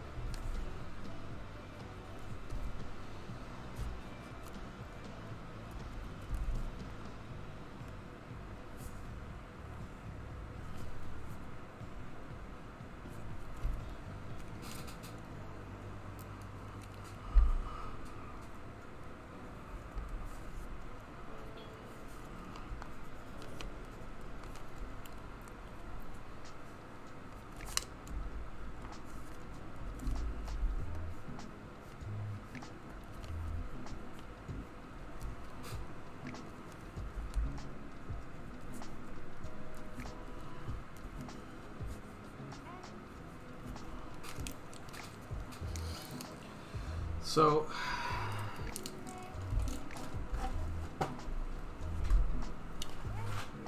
just in time for our second quick sketch. If you want, actually, I'll show you the first one. You'll get a kick out of this too. There we go. That was the first quick sketch. You've been here for a while.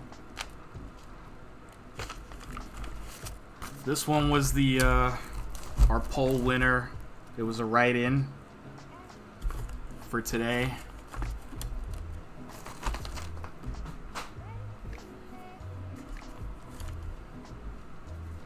Now I know, like Lindsay in particular, you're not too crazy about the polls, especially when you're not able to participate.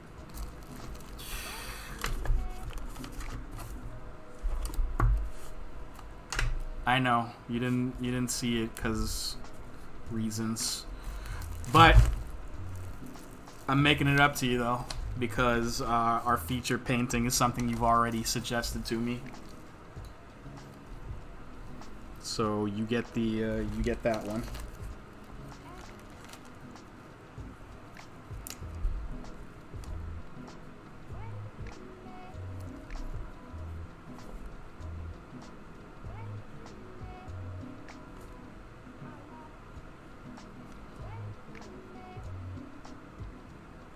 Of course you matter.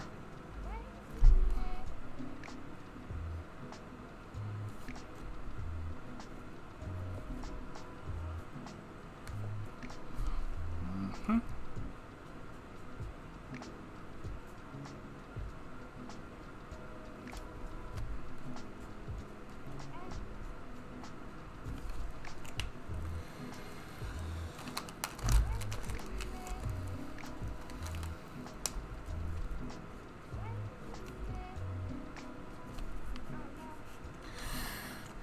Sean, someone's trying to knock me out of Duolingo's promotion zone. I'm not sure what that is, but they can burn in hell anyway. Because, you know.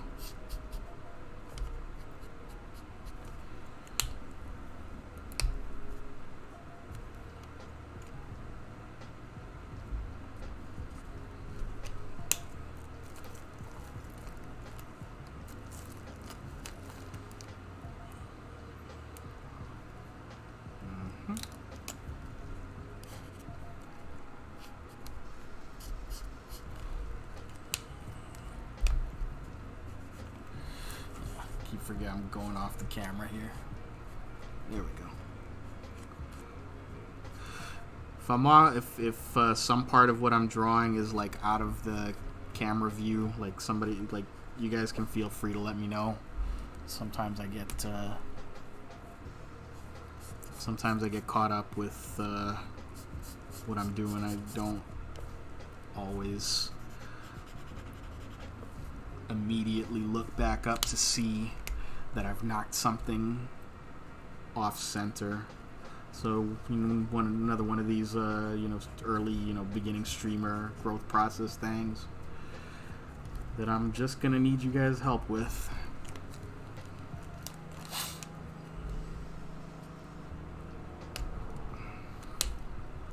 Been drawing all weekend. Finn's been helping me big. Took a Facebook break. I'd rather say that than I was in jail. That's right. You dumped them. They didn't break up with you.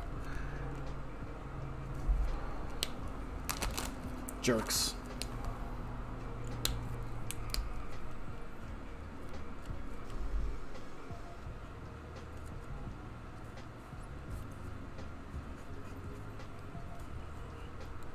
That's right.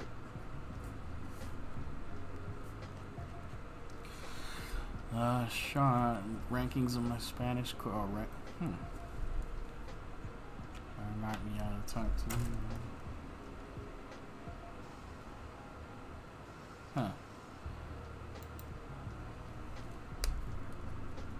I'm not sure what kind of Spanish course that is and why it's a thing that would require ranking. I don't know. I've never heard of competitive Spanish before. I've heard of competitive Spanish people, but not competitive Spanish.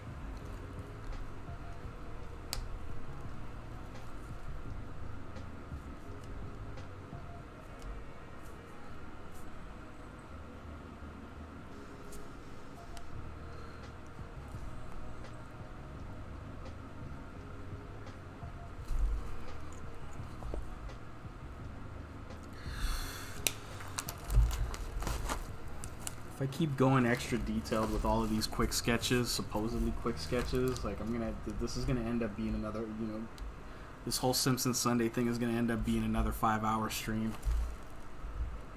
But I'm giving a little something extra for Treehouse of Horror Month.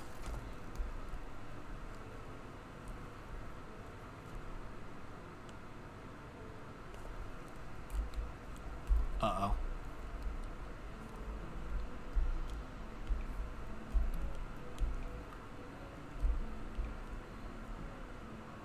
Spanish, but it auto-translated like I see.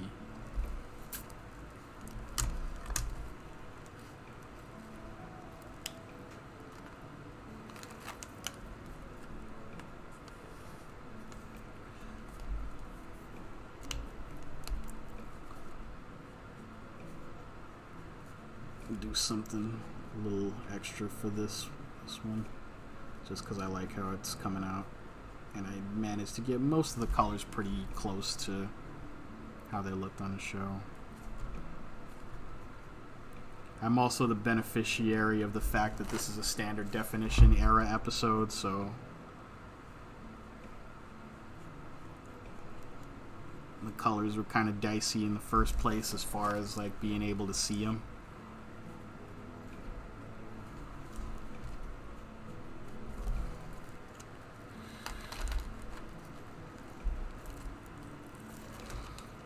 Diamond is the top rank and trying to achieve close to fluency by 2024. Man, I applaud you for your commitment to a goal. My goal was to try to fully learn how to play guitar by 2020. Then I had to throw my guitars in storage for 2 years. Didn't work out as well as I would have hoped.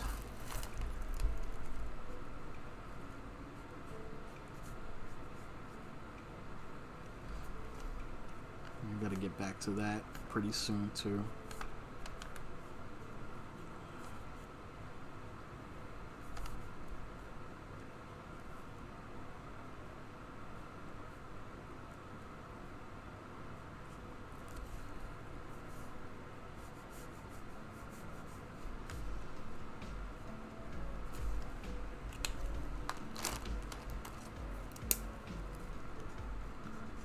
I might take you up on that, Lens. We'll see how easy that would be to do remotely.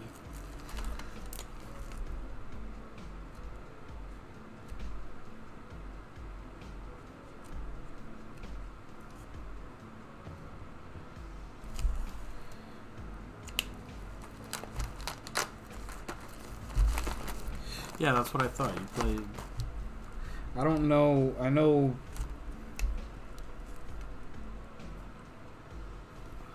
I don't know how difficult or easy it would be for somebody who's a guitar player to just, you know, be able to pick up a bass and play competently. I don't know how much different it is,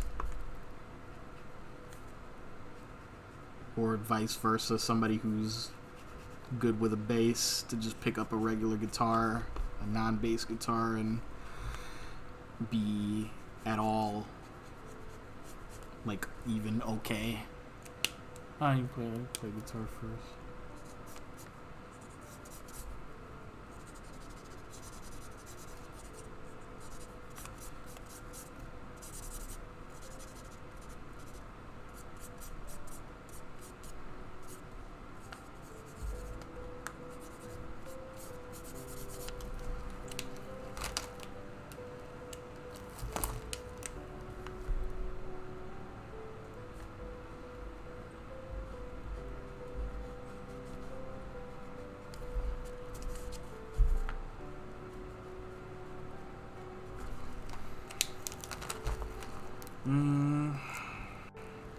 Anything else I want to put in here?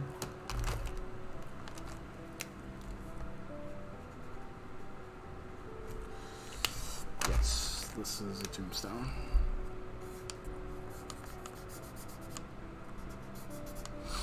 And this is another color I'm probably going to want to refill. There's very different people. Some people are okay with swapping from one to the other, but other people won't.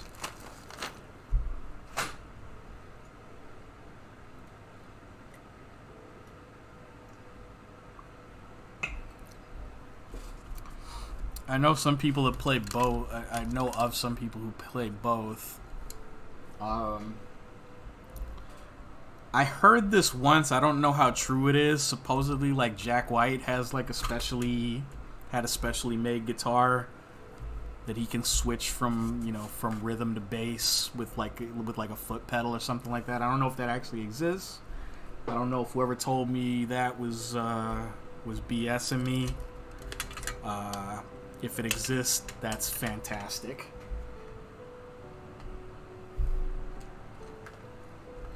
That exists? Okay. Yeah, good. And he probably uses it.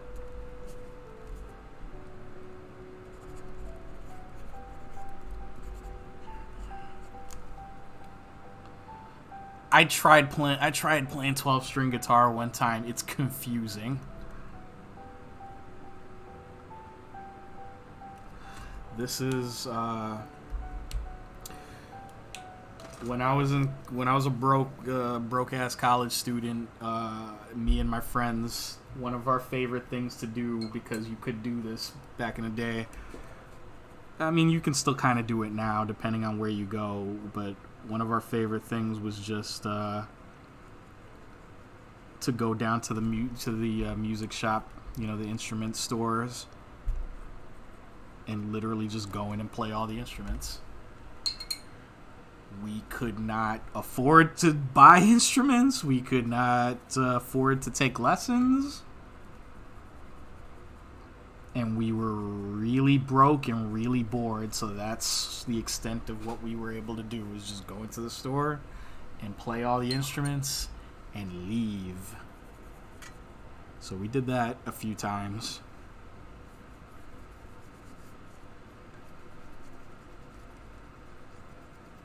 It was pretty fun. That's where, you know.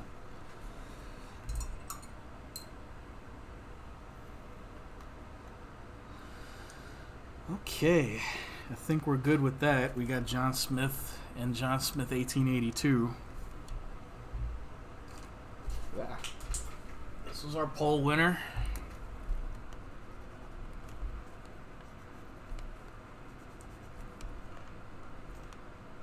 From... I really need to see which Treehouse of Horror that's from. I can't remember if it's from 2 or 3. Anybody want to look that up for me real quick? Dial Z for zombies. I keep thinking it's 3, but it might be Treehouse of Horror 2.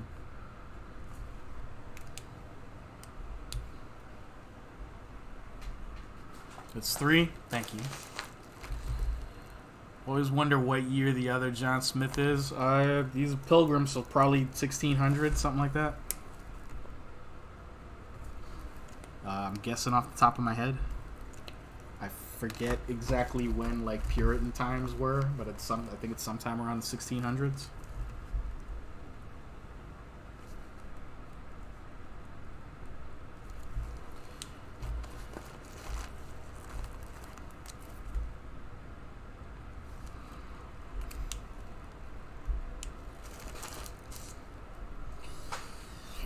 Drawing Simpsons zombies is actually really fun.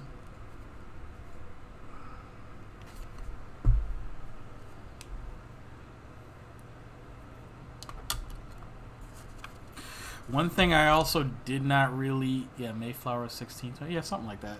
16-ish, 1600s-ish. Sometimes people just feel things don't go out of fashion. Yeah, that'd be hilarious if this was just a guy named John Smith from, like, 1990, whatever, when this came out. And he just happened to, be wearing it, for a costume party or something. Like when we all used to tie on his runner.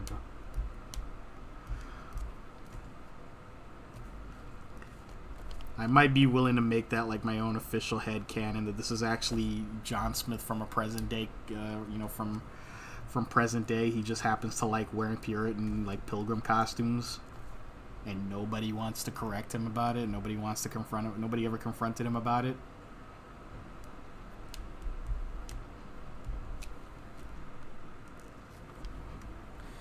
All right, I think we're good.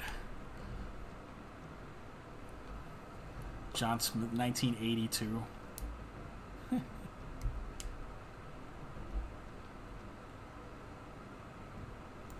Alright. We'll check one thing. Oh, good.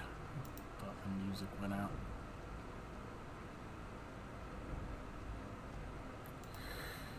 So, we're still running a little bit behind, but that's okay. We're good. We got our quick sketches, which were not really that quick this week, but that's fine. They came out pretty cool. I like them. I'm working on a whole like Simpsons Sunday sketchbook now. This is all. I'm keeping them all in the same book. So this will be fun to look back. I started putting the specific dates on them too. I think they're all specifically dated. So anyway. Let's set up.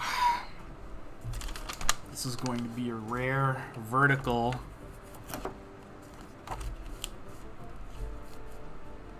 paint, featured painting tonight. When you guys see what it is, you'll probably understand why. Let's bring that down here.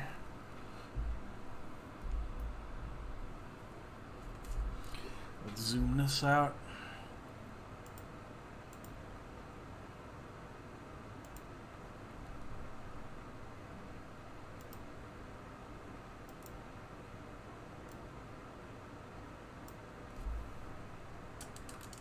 Let's tilt this up. Now you guys, I can get the palette in the shot. You guys can see a little bit better. You can see that a little bit better. Tape.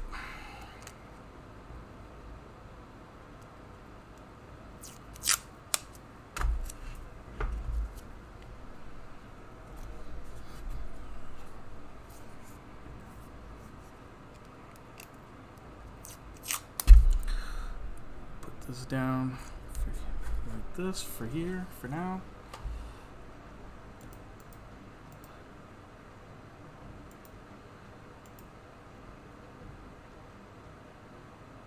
I was on mute last night for the last 10 minutes of my stream? Ah, you have got to be kidding me. You have got to be kidding me. Ugh.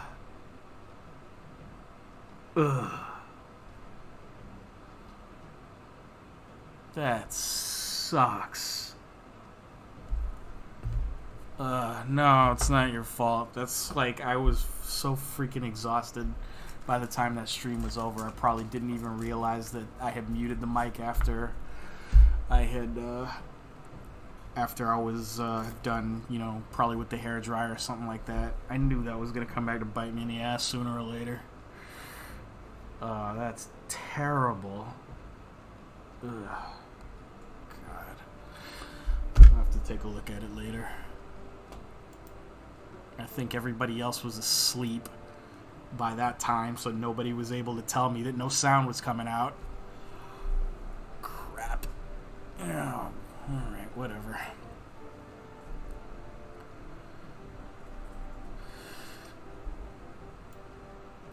I think you might take that bird I showed you and see if I can't redraw it even better. This is super satisfying. Yeah, and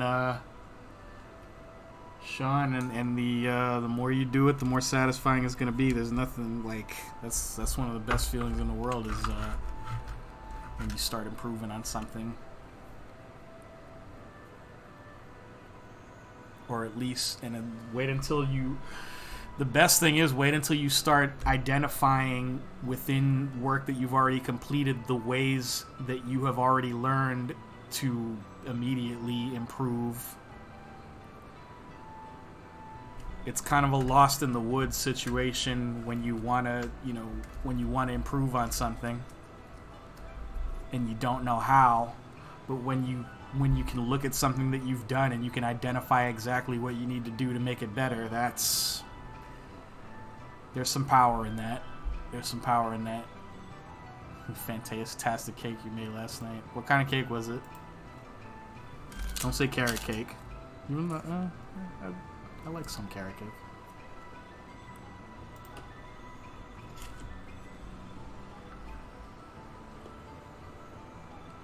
Ooh, raspberry.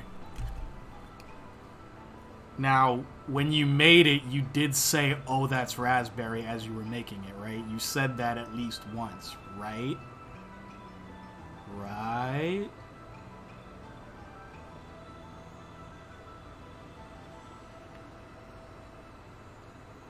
Did you?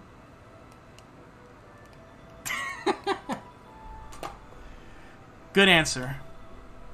All right, I'm gonna take a very quick break myself. I may or may not get a refill my coffee. I haven't decided yet. I don't know exactly how buzzed I am right now, but I will be back momentarily. There's actually people chatting in this chat, so please continue amongst yourselves. That's why we're here. We're here to have a good time and be a community. So, or you can have a smoke break. Boo. Yeah, that's why. I'll be right back, guys.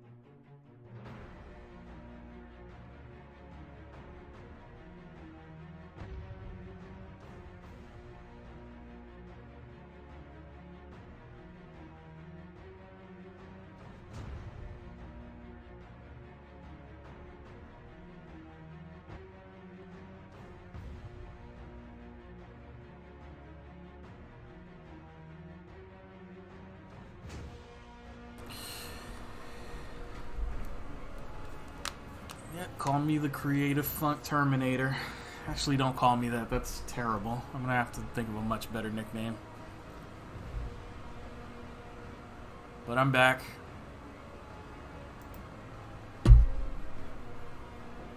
You will call me that and like it. Or I will think of an even worse nickname and you'll call me that.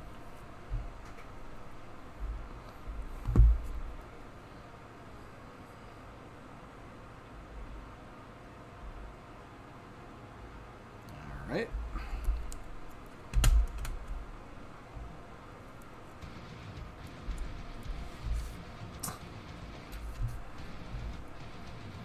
Pepsi. Yeah. All right. Now this one's going to be kind of an interesting one because technically it doesn't actually exist as a full image in the episode of the show that it's from. That probably sounds confusing right now.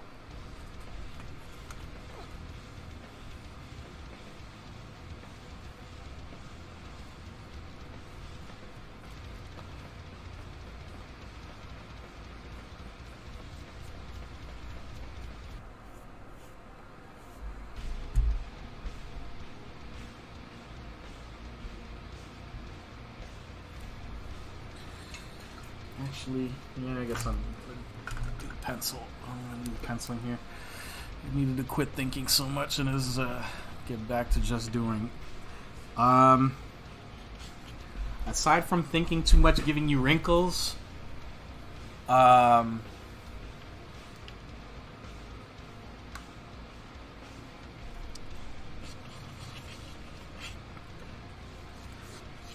thinking too much can be the death of the creative process, ironically.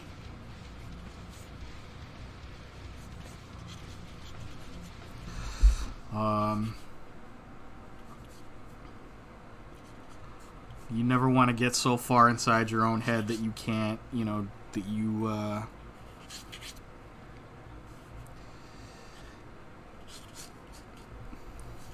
can't just get to the point where you're, in the process of creating something. And I say that as somebody who has been in, that has been in my own head about a lot of creative things that I want to do myself, even now. Part of what led me to start this stream and this channel was to get out of that and to get back to doing more, to doing more creative stuff. At first just for the sake of doing it, and eventually for the purposes of getting back to projects that I wanted to get back to. Never met if it's competitive gaming, writing, drawing, or anything else. When I just do things, make mistakes, and learn from those as I go, I get a lot more done. Yeah, that's one thing. Like, I hesitate to give anybody advice, even if it's something that I have firsthand experience with, but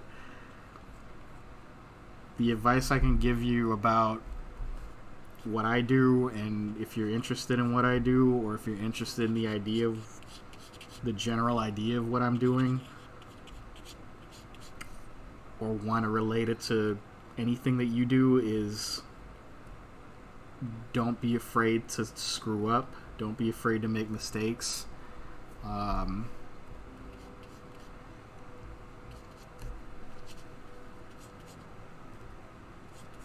constantly doing that here.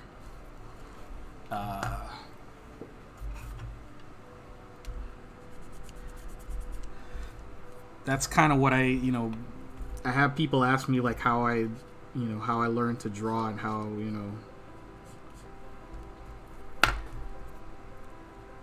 the one bit of advice I always give, well, first of all, I tell them I've been drawing since I was 6 years old, so there's that.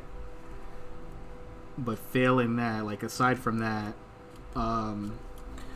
because everybody's thing when it comes to learning how to draw or how to do anything really is like, I can't do this, I suck at it. And I tell them, well, I sucked at drawing once, and in some ways and in some disciplines I still suck. You know what I did? I kept doing it till I didn't suck anymore. Really, there's no trick to it. It's just a simple trick.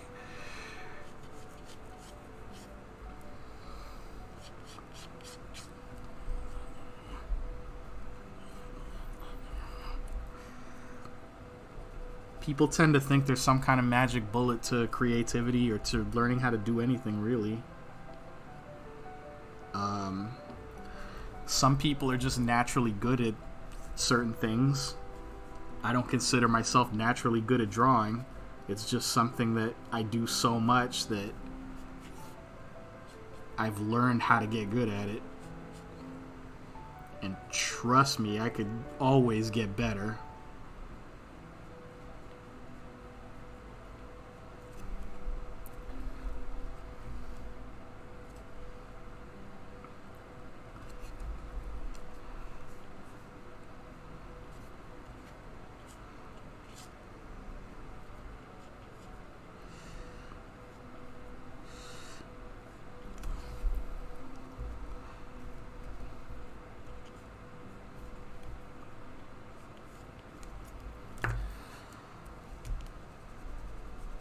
So hopefully, if everybody can see this clearly, this is Vampire Mr. Burns from Bart Simpson's Dracula from Treehouse of Horror IV, I want to say. Hopefully that's correct, and if not, please correct me.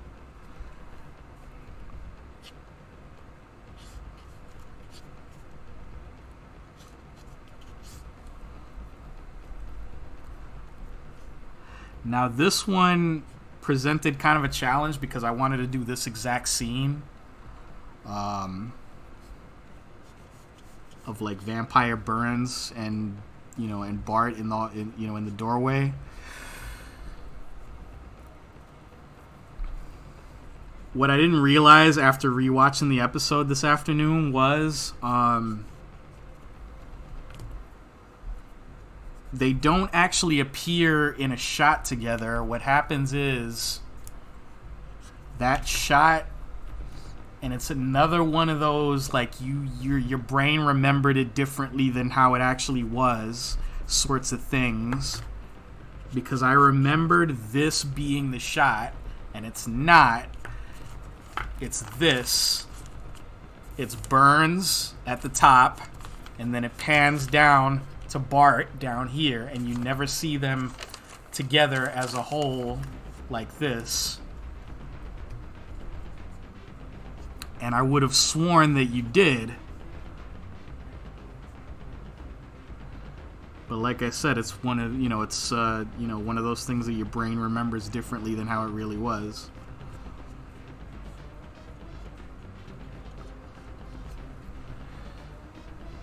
So all I did was I took the screenshot of the top part, and when it panned down to Bart, I took a screenshot of that, and then I stuck them together in Photoshop so that it's one image. The line is you can see the line where I cut them together. It's right there.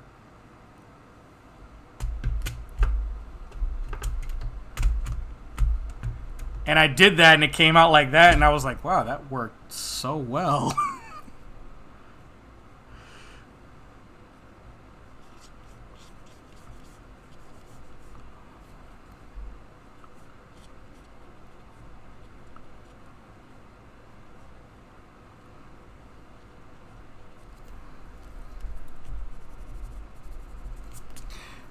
Yeah, you might have a little bit of trouble seeing this until the colors in the mix, but I want to get this very right, because I think if I do get it right, it's gonna come out pretty good, pretty cool looking.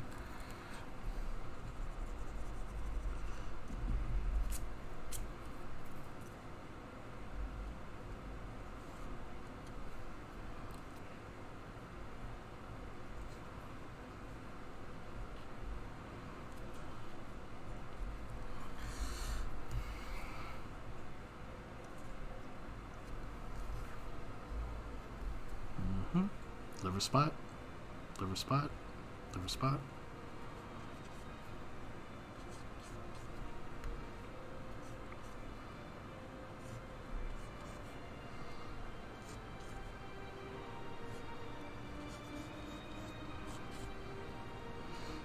This is actually in the same boat as Rocky and Bullwinkle, because I don't know how many people still remember Francis Ford Coppola's version of Bram Stoker's Dracula. I don't know if that's a movie that's really survived the test of time. Really, maybe it has. I'm sure some people, people close to our age probably remember it, but yeah, I know. Yeah, people close to our age, remember it, but as far as anybody who's just seeing this for the first time and is wondering what the hell it's from, there's a lot of specific references in this Treehouse episode to that specific movie, not the least of which is Burns' Dracula outfit. And also, yeah, Keanu and his ridiculous accent. And I love Keanu Reeves to death, man. That guy's the best. But he did not need to be in that movie. He did not need to be in that movie. There's a million other people that should have been in that movie besides Keanu Reeves. Not the most faithful adaptation in some regard, but visually, that movie won some Academy Awards for, technical and I think set design and costume design. It was gorgeous. And clearly that's what Coppola was concerned with, because he sure as hell didn't direct any actors in that movie. At least that's how I thought of it.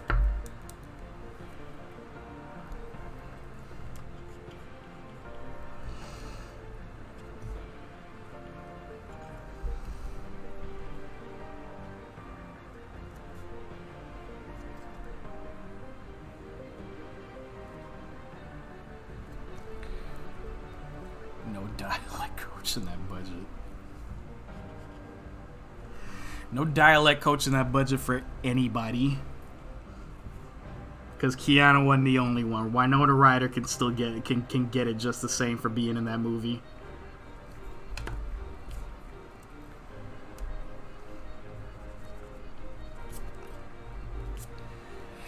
Yeah, Gary Oldman and Anthony Hopkins were typically outstanding. Yeah, I 100% agree. But to remember what we talked about once upon a time when we were talking about Silence of the Lambs, and those two guys in particular, Gary Oldman and Anthony Hopkins don't need to be directed very much. Gary Oldman and Anthony Hopkins in particular, you point a camera at them and, you know, you give them a script and point a camera at them and you don't have to tell them much more than just action. So they were the least of that movie's problems.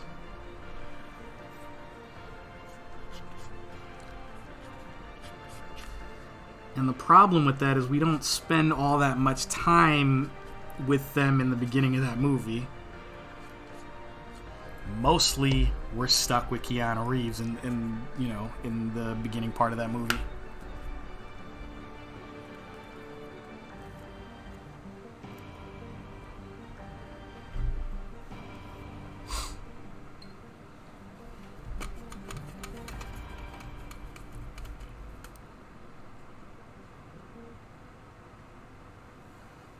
Okay, now we're going to, in some cases, paint over this. One mistake that I made last week that I really regret and that I do not want to make again this time is I painted around characters way too much. And that's hurt the look of... That hurt the overall look of the featured painting, if you will.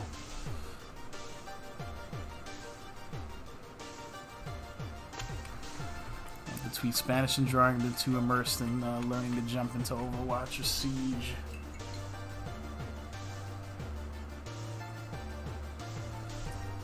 I'm sure you'll be right back in there soon enough.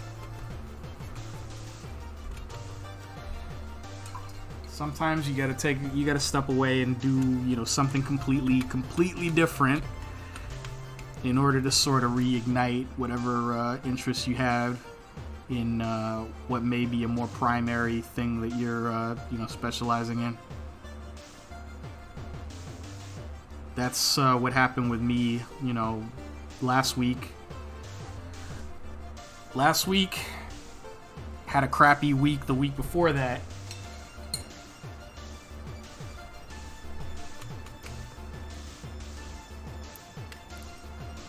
Had a crappy week the week before, and I decided to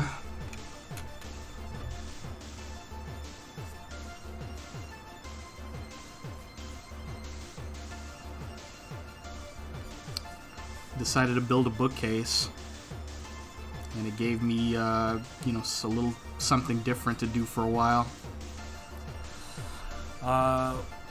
I did what with the last drawing? The last drawing last week,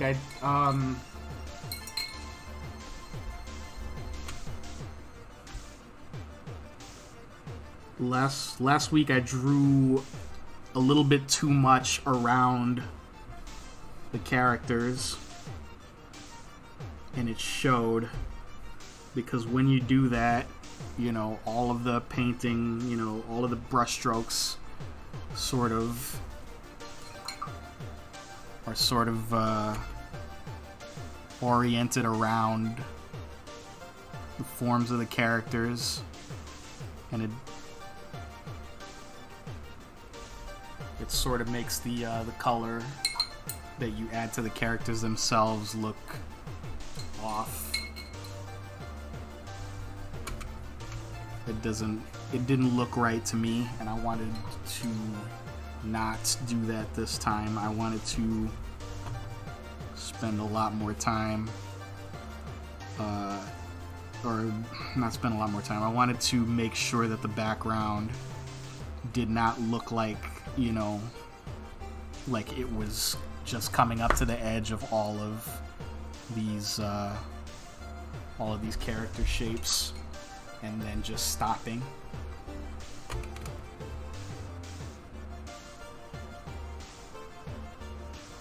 So you're gonna see me draw over some of this stuff only to paint over it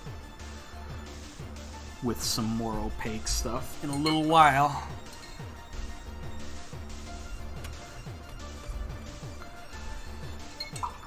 Fire I don't want to do for being one little work group. Now don't get me wrong, you know. Don't get me wrong, Sean.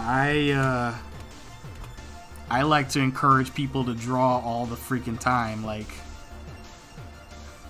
So if you ever come to me with a question of, you know, what should I do today, draw or game, my answer is going to be drawing. Just so you know that. Because I think everybody should draw all the time. That's just me.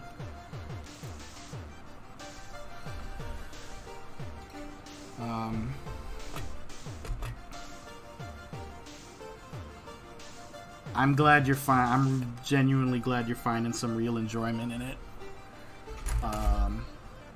Because it's one of those things where it's like, now, you know, you have an idea of how I see things.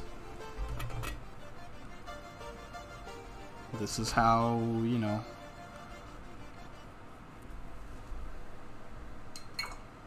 this is how I deal with the outside world to an extent.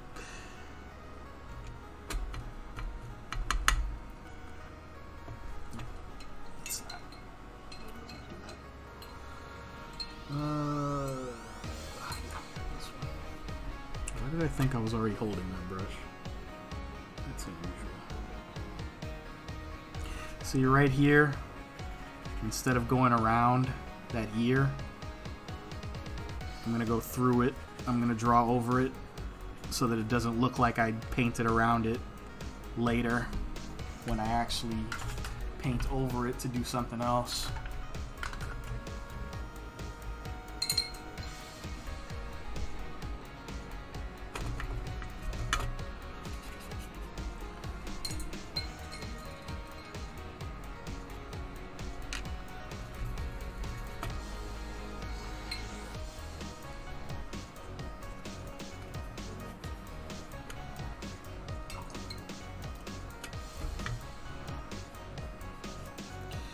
I'm basically spending a little bit more time on the background here than I normally would, just so that I don't have to spend an undue amount of time fixing it later. That's how I'm approaching this.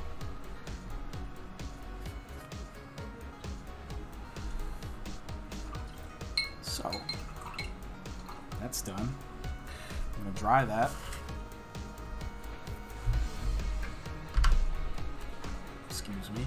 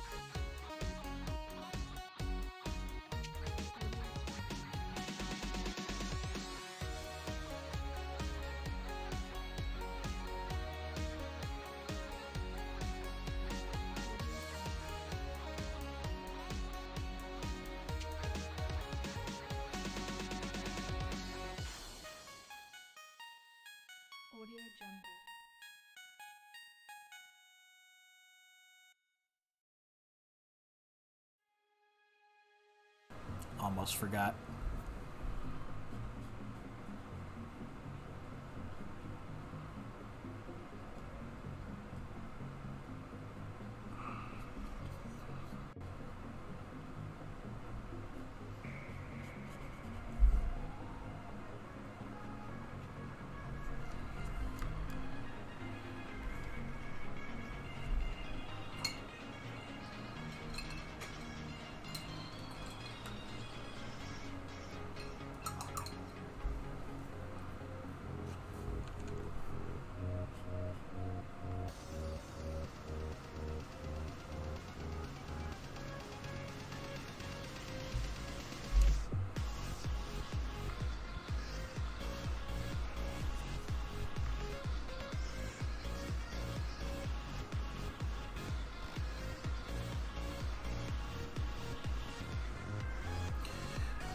See, this way, these parts that are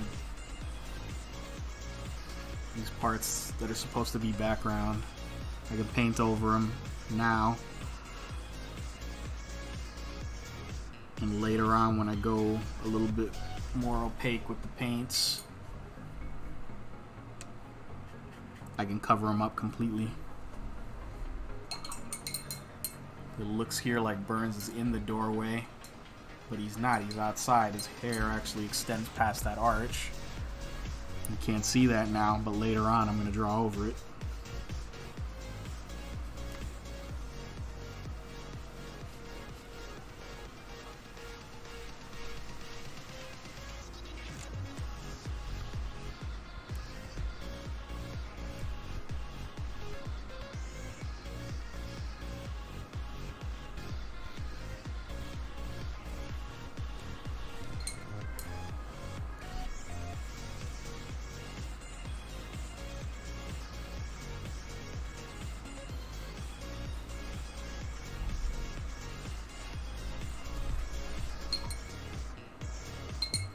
Hello, mother. Hello, father. I missed you during my uneventful absence. Another line that I have loved since I was a kid.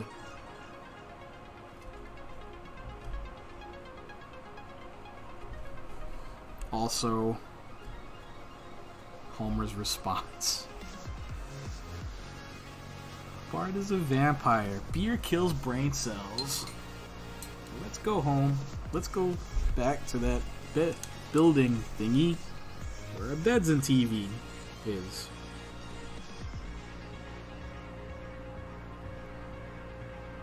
I realized this was all Burns' cape, or robe, or whatever you want to call it.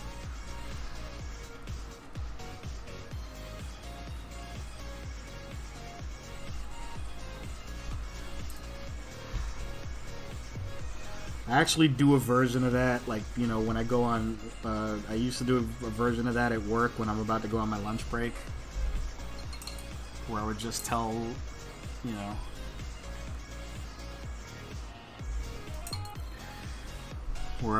my coworkers, I'd be like, I'm going to go do that thing where I eat and not work.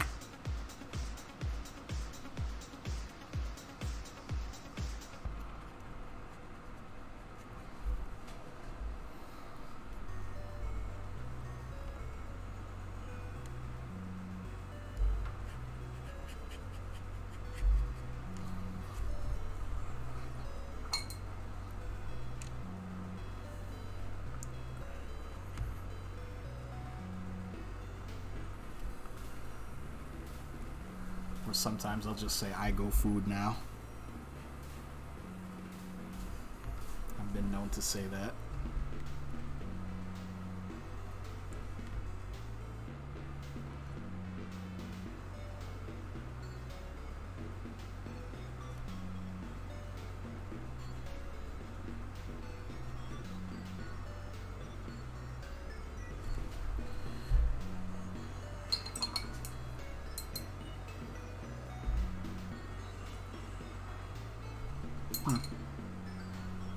Looks like I actually drew Bart a little bit taller than he is in the shot, but that's okay.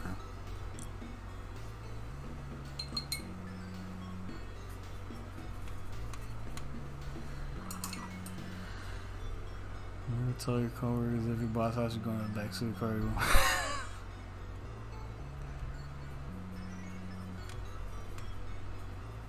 Probably get a lot of strange looks if I said that. Not the least of which because I don't own a car, and they know that. But I get what you mean.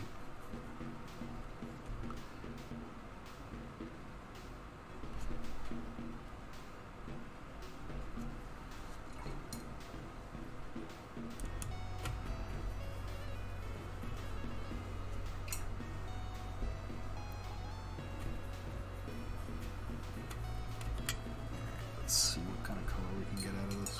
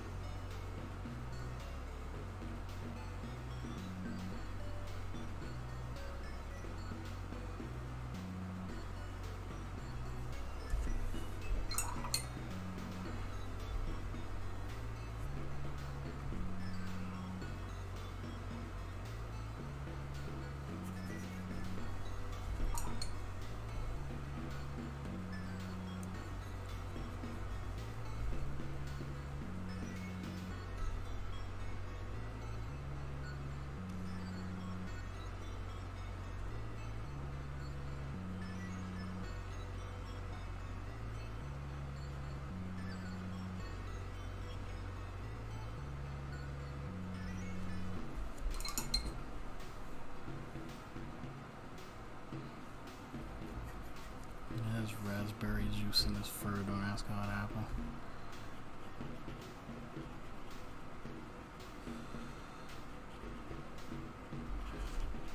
Did he try to eat the cake?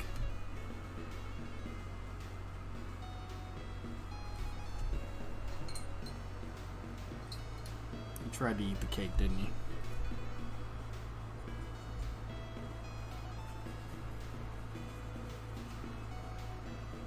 He got into the garbage. Yeah, that was my second guess.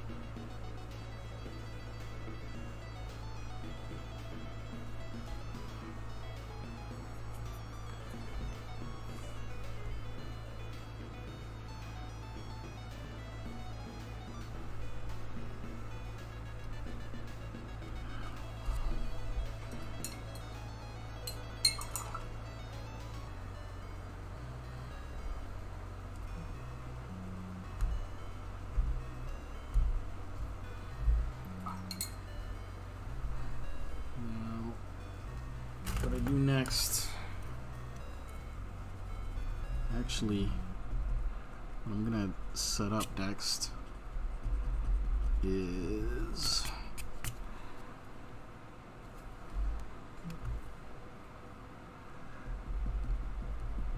I'll erase some of this first.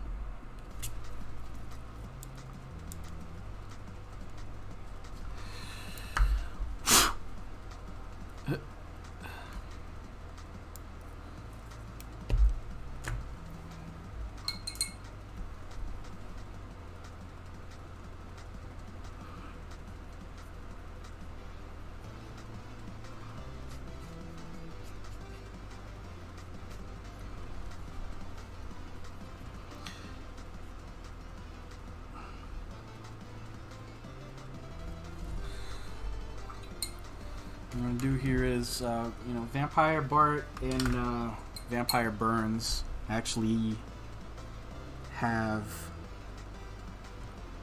an almost. I mean, if you look closely enough, you can see it. I mean, if you look closely enough, you can see it, especially when they're standing next to other characters. But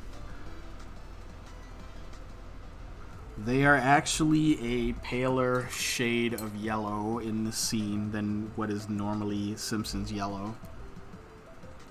Which seems appropriate because, they're vampires.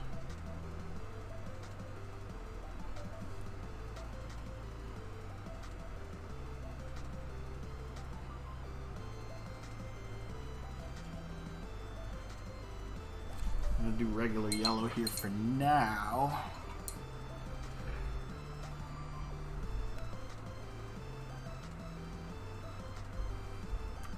But when I come back with the gouache, it's going to be a lot paler. Maybe not a lot paler, but noticeably paler.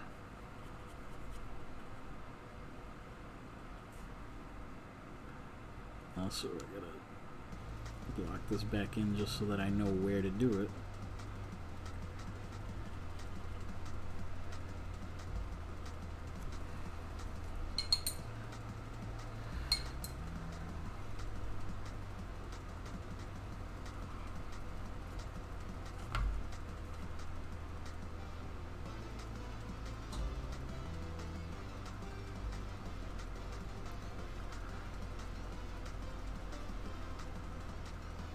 Also, I'll take this opportunity to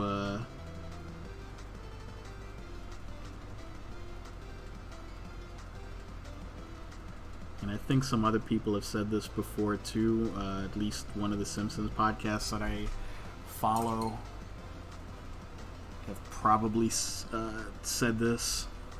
As far as story quality and as far as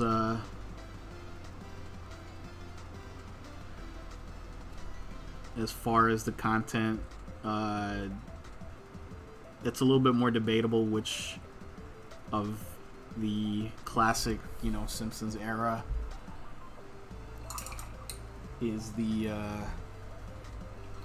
which Treehouse of Horror episode from the classic era is the best one in terms just of purely of animation and direction and that sort of thing.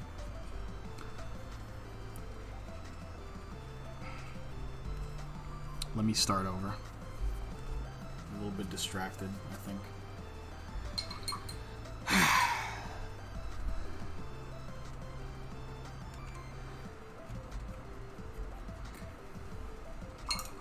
Writing wise and story wise, it's a little bit. I think it's a little more hotly debated which is the best Treehouse of Horror episode.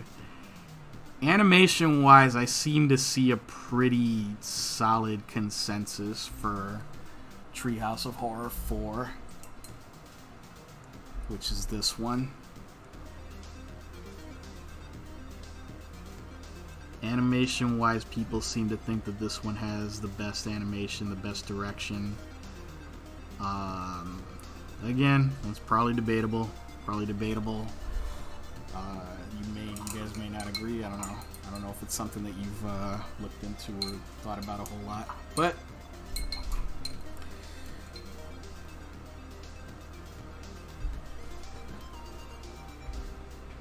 I will say this is also the same Treehouse of Horror episode that has the Devil and Homer Simpson, which is probably my favorite one, my favorite single Treehouse of Horror short. Either that or The Shining, which is almost the cop-out answer because it's everybody's favorite. And some of the stuff that that you see in some of this particular episode is just animation-wise, it's kind of a tour de force.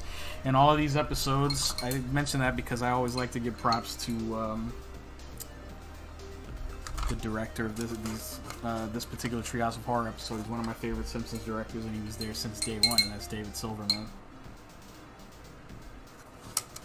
David Silverman, I think, directed the first Simpsons episode. Like the first Tracy Ullman short, I think he directed.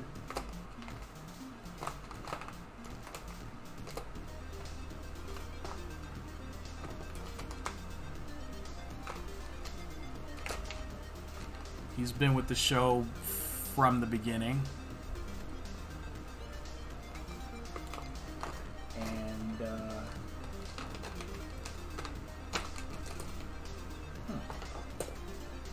that's unfortunate. I really hope I find shade on them.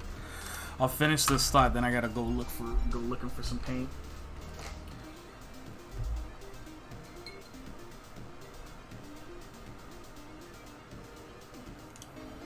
That's fine. I mean, it's harder to, some people find it, that they don't, nobody has to pick a favorite of anything, really. Take this time to do this while I'm talking about this. I just say that because, as far as directors go, David Silverman is my favorite Simpsons director. He directed all of the Treehouse of Horror 4 segments. He directed some of my favorite episodes of the show. He directed the Simpsons movie. So, and if you ever hear him talk, because he still from time to time will give interviews about, Simpsons related stuff. He's been on some podcasts. He's on Twitter. His name is on Twitter is actually Tubatron, because I think he's a tuba player and enthusiast. So there's that. And the reason why I give him props is just because, I would like to take any opportunity I can to give him props, is just because he's a fountain of knowledge about not just animation but drawing in general. Because he's been doing it for so long and he knows so much.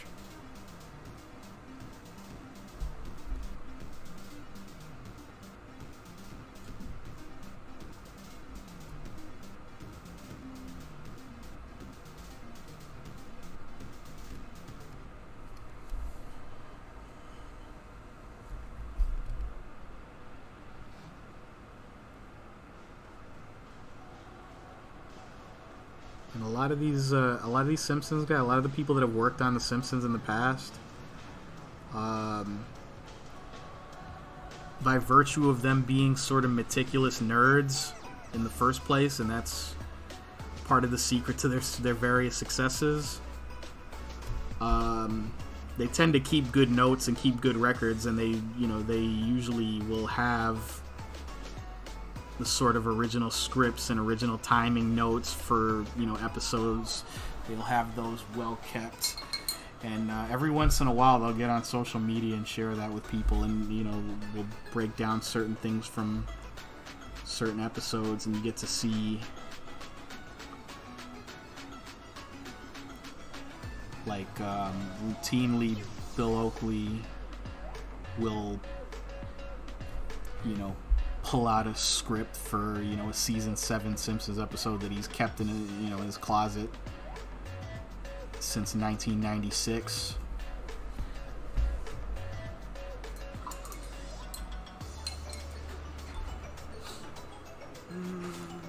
Let's see, I'm missing something somewhere. Be the right one. Nope, not that. Not it. No. Here it is. How did I miss that? It was right in front of my face. Yeah, I was about to do this painting without this particular shade of yellow, which is just crazy talk. It's my good yellow. It would have been bad. Let's see. It's the Grand Pumpkin Millhouse. Is that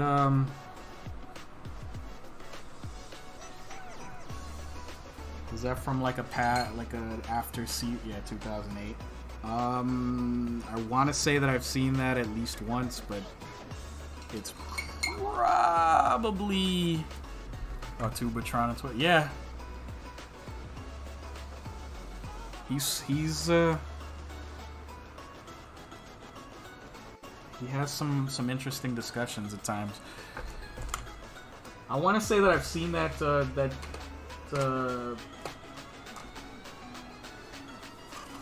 particular Treehouse episode, Lindsay, but it's probably been a very long time.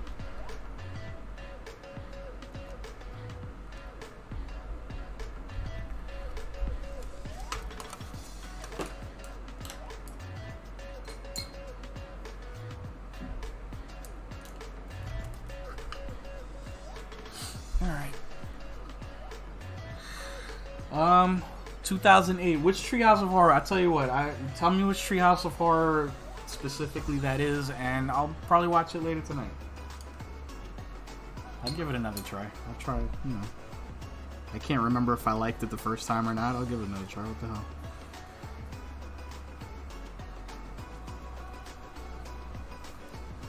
Let me get this over here so you guys can actually see what I'm doing here.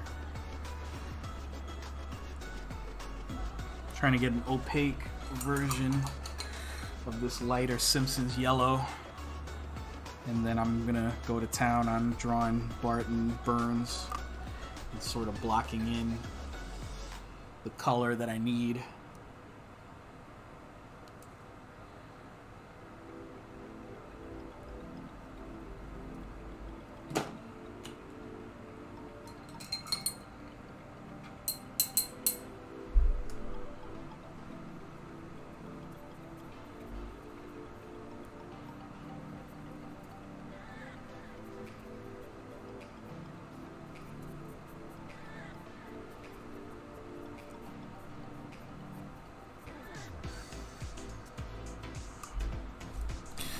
Treehouse of Horror 19. 2008. I think I did see that one. That was the one where like it starts out with Homer, like because that was during the 2008 election, wasn't it? It was like it would have been a couple of days before the 2008 election, so it's Homer in the voting booth at the beginning of the episode, right? Is that it? That's it, right?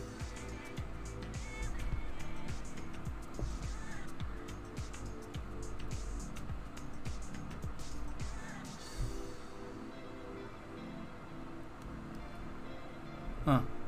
I'm almost if it's from 2008, I'm almost positive that's the one. So I'll go back and look at it again. I think I remember liking that episode.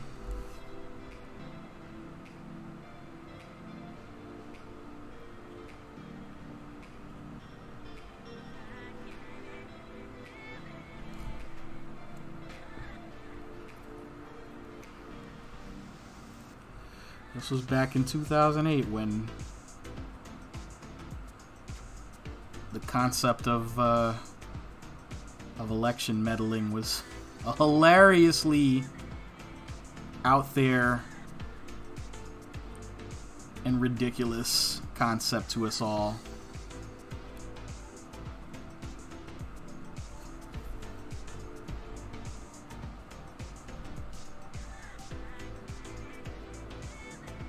But I won't get into that.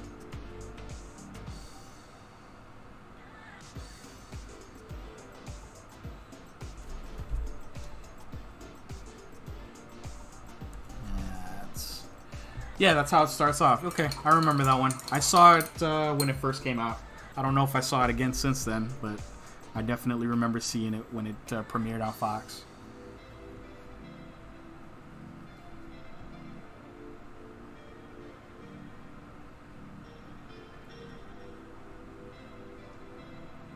Because I say that, you know, the whole election meddling thing is because the whole... Yeah. Because the whole beginning part of that episode, the whole like cold open for that Treehouse of Horror episode is, you know, Homer in the voting booth, and he keeps trying to vote for Obama, and it keeps casting his vote for John McCain. So he keeps going on about, like, you know, I'm gonna report this to President McCain. Again, simpler times.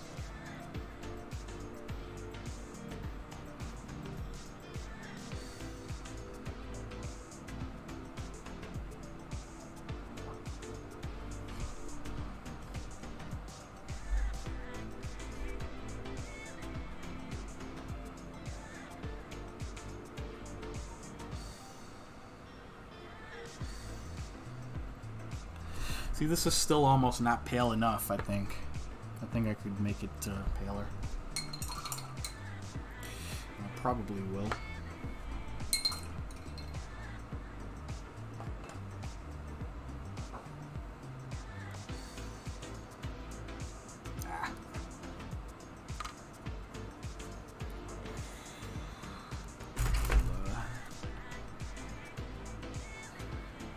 Yeah.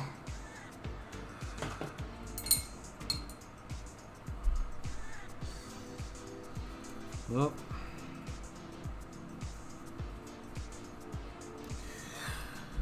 we'll see what happens, Sean. You know, I don't.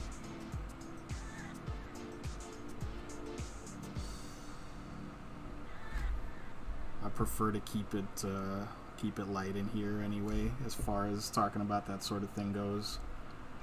But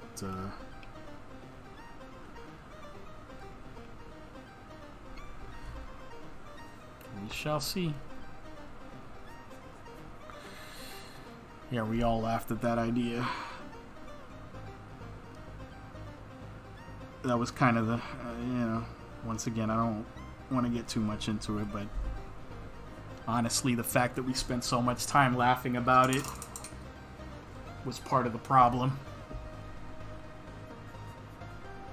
No apologies needed, Sean. You know, that's not necessarily a ground rule I've laid down, but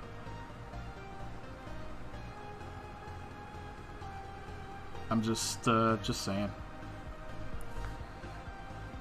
Don't worry about it, guys.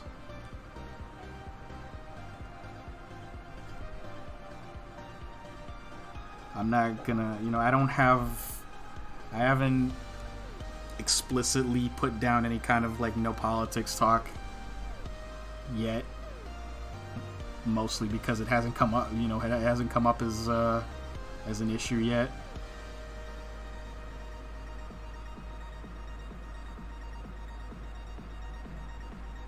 I'm just saying, you know,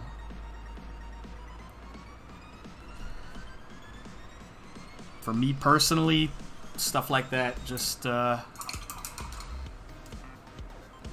I've said before, I've said before, even on the stream, you know,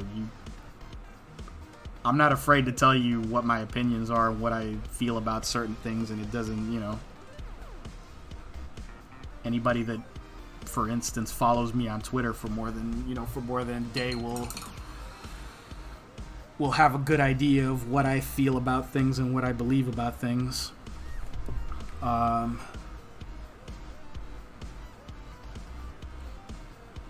if you ask me how I feel, I'll tell you. And I routinely tell people, don't ask me how I feel if you don't really want to know. But talking about that stuff most of the time just kind of makes me angry, at least these days. And sometimes it's necessary to be angry, and sometimes it's not.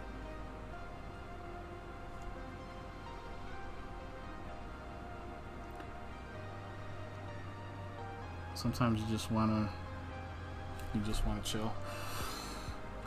But you want my opinion on, you know, remember when we all laughed at the idea of Simpsons saying Donald Trump will be president? That's how I feel about it. Part of the problem with that is that we spent way too much time laughing about it.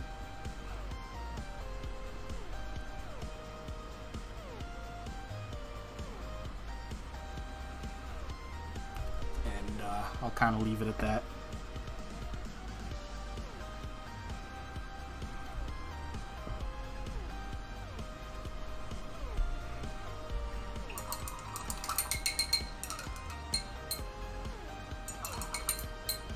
I think that's pale enough. Pale, pasty,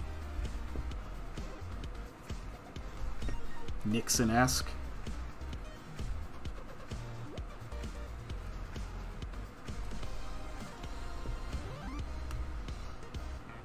Huh.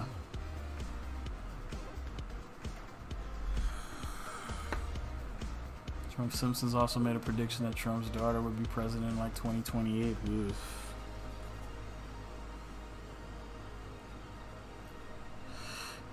As far as Simpsons predictions go, let's hope that one's a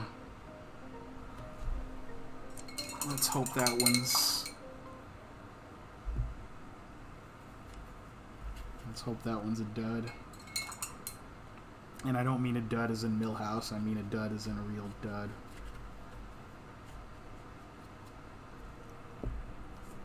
Then again, President Millhouse. Just throwing that out there.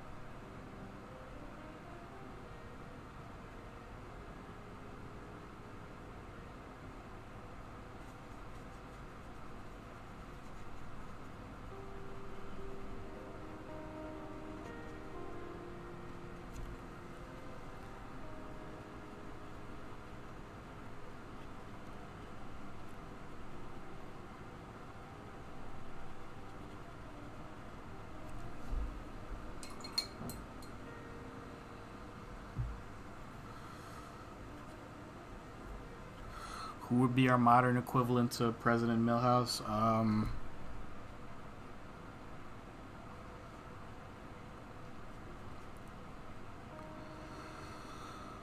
Oh, jeez.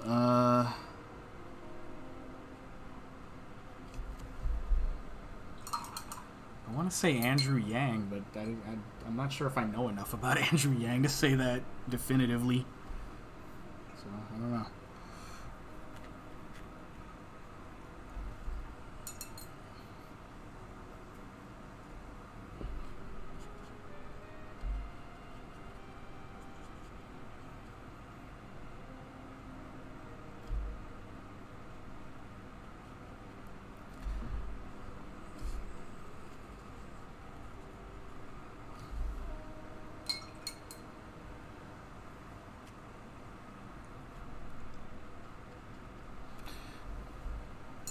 President Milhouse? No.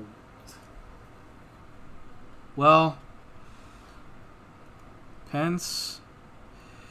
No, Pence is a combination. Maybe Pence would be Milhouse mixed with Flanders. Pence is Flanders and somebody. That's for sure. Pence is a combination of Flanders and somebody else.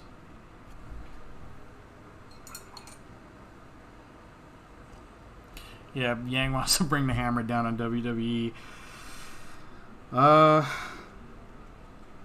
His heart's in the right place, but I just say good luck with that.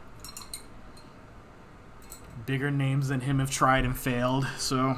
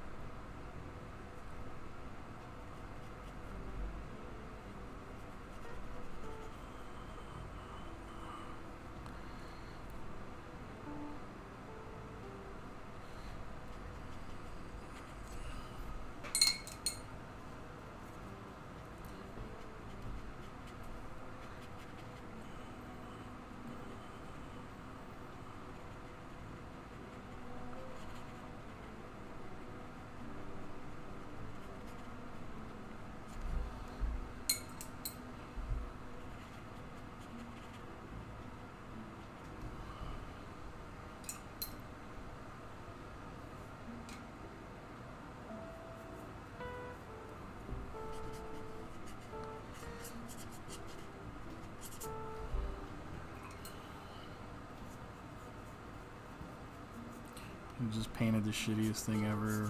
You quit. You're not allowed to quit. How dare you? Keep painting. No quitting. No quitting allowed.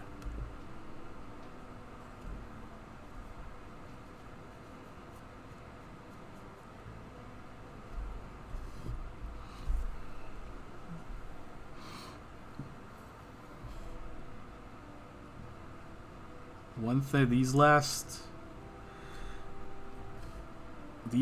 couple of years have really started leading me to question, and I never ever questioned this before about wrestling and about WWE, and that is, I'm really starting to believe that Vince McMahon will sell the company before he dies. And I never in a million years thought that would ever even be on the table. And I'm starting to wonder. I think he honestly would rather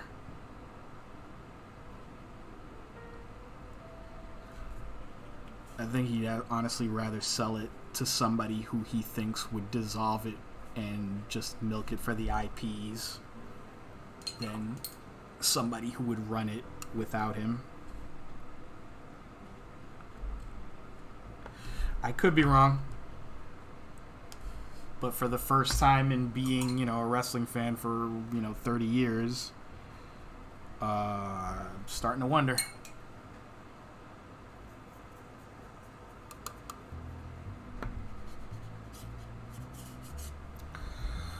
Why do I think that?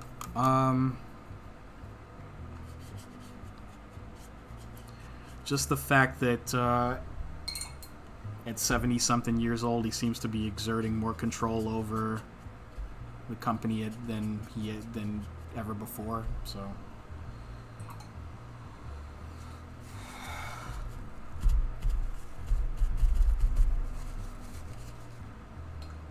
He's always exerted, the maximum amount of control over the company. But, some things you just think you'd lay off of when you're in your 70s, particularly when you have people in place that could do it. What about someone continue like going on trips? I honestly don't think his daughter would care either way about whether or not the company is sold. I think she has some love for the company for having grown up in it, but I think she'd just as soon move on from it and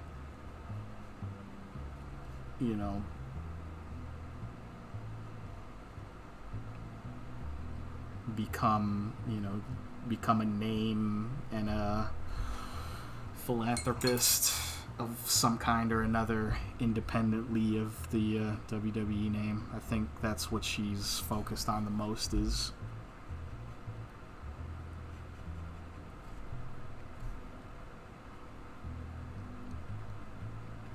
being a professional, rich, famous person, as opposed to running a wrestling company. Again, could be wrong, but that's the impression I get.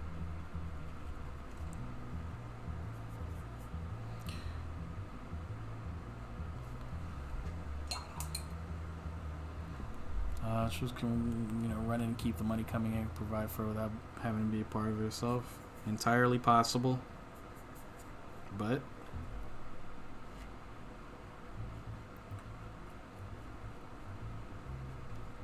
again,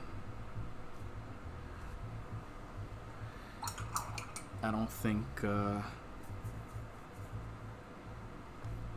really don't think McMahon wants to see anybody run it besides him, let alone somebody not in his immediate family, that is not his offspring, that is not his child. So, I don't know. We'll see.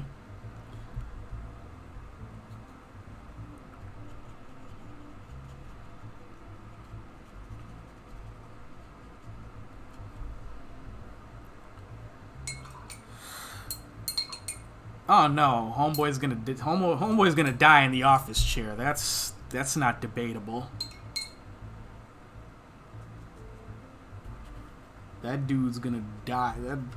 That dude's gonna die signing a check.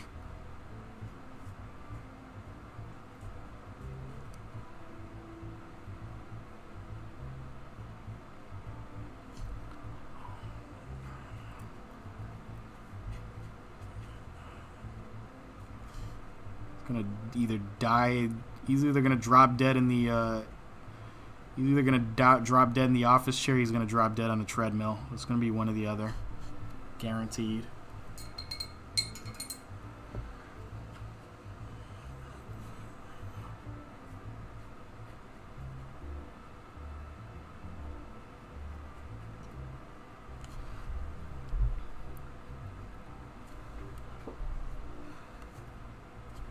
Anyway, did we get any confirmation? Did we get any going back to the Simpsons? Did we get any consensus on what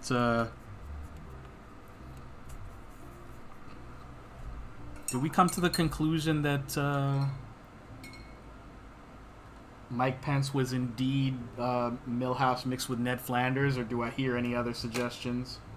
Because it's something plus Ned Flanders. Does anybody else want to throw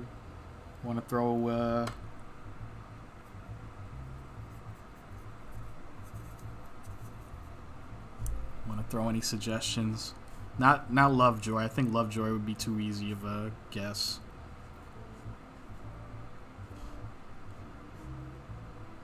Also, Lovejoy is arguably not as big a religious zealot as Pence or Flanders. Snake? Why Snake? Did I miss something?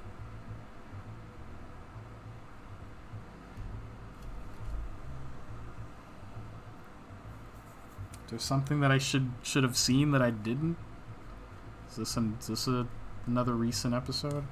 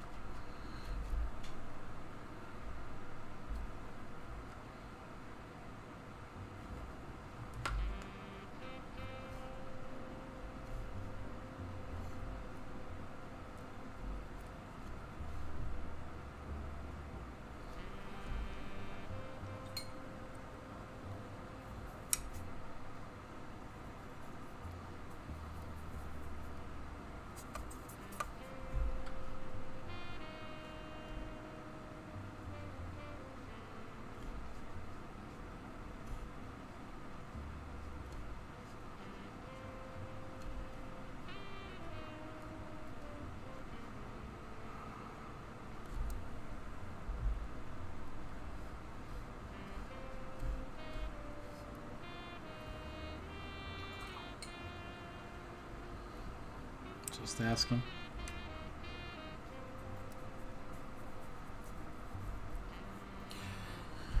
I don't know if you'll recall.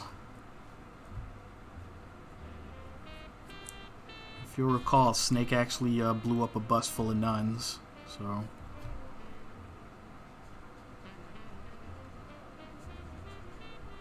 don't know.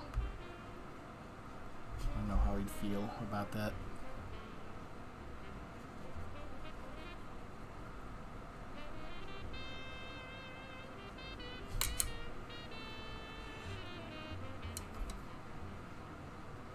Oh, I see.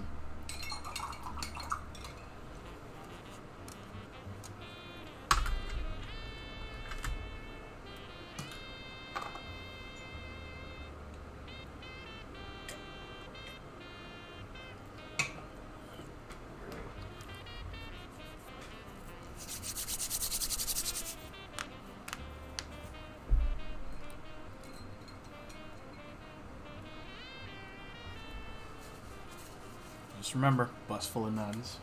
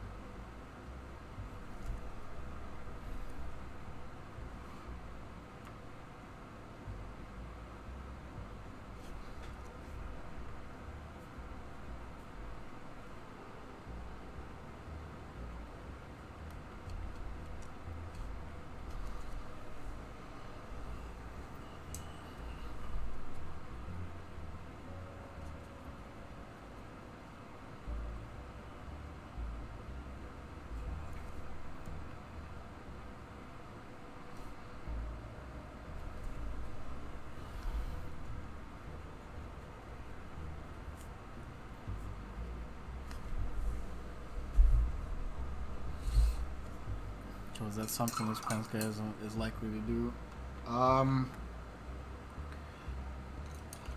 No, Pence wouldn't.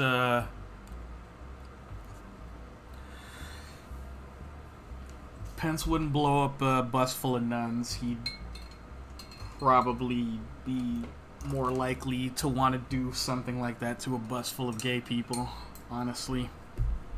And I say that with no, I say that only half jokingly.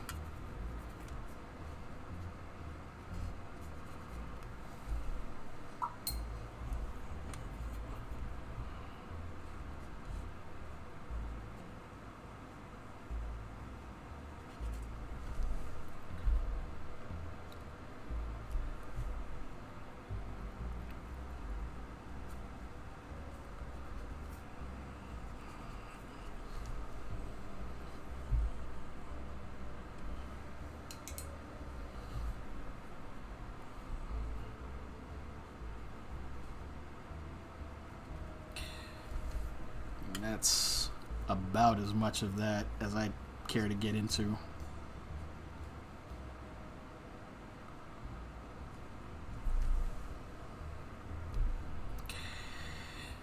Yeah, you'd be correct, Retro. You'd be very correct to think that.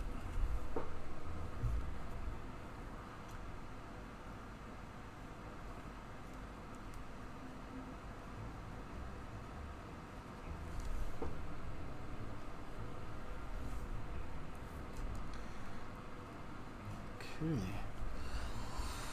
Man, definitely did not expect to be here for longer than 3 hours, that's for sure. But we're having a good time for the most part. But it's time to start inking this sucker. And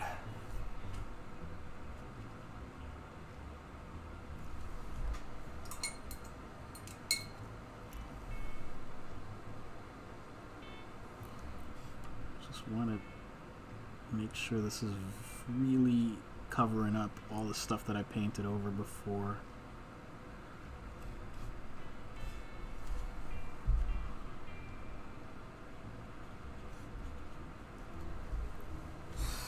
Okay.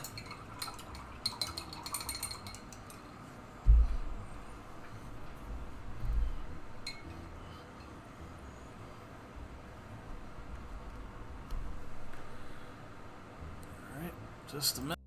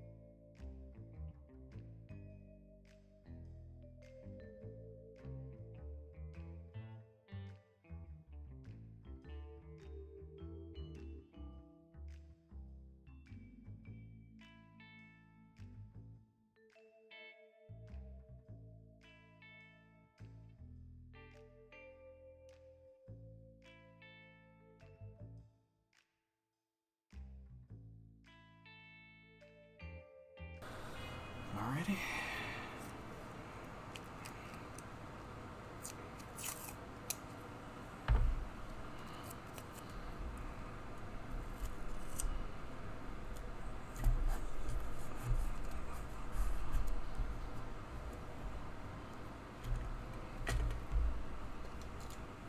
Oh,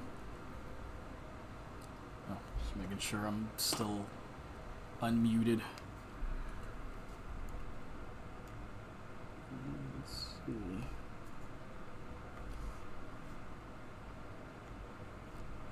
Much better.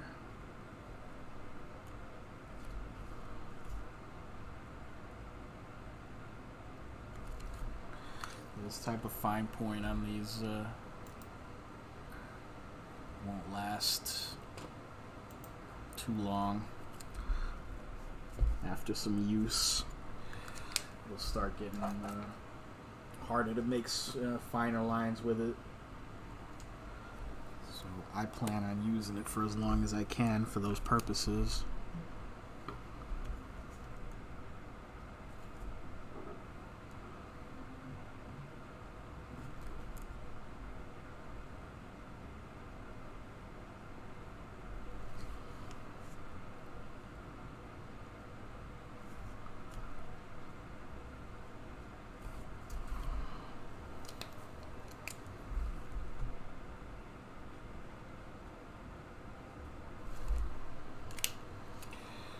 Also, let's get this right out of the way.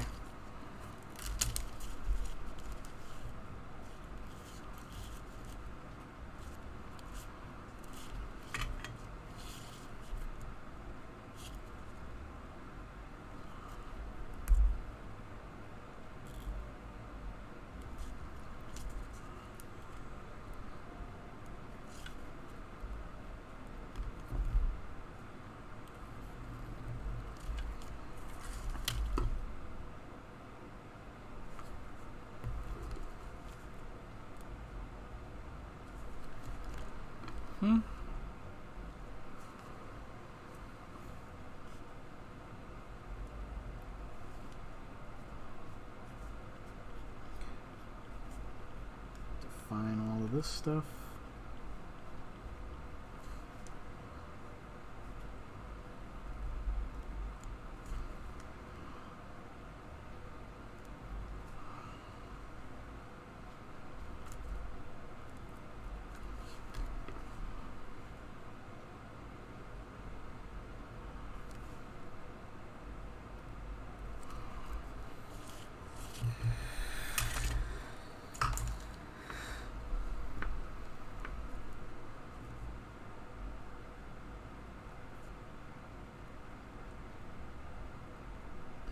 That completely like hypnotized look on Bart's face right there is enough to make me laugh. So we're on the right track, I think.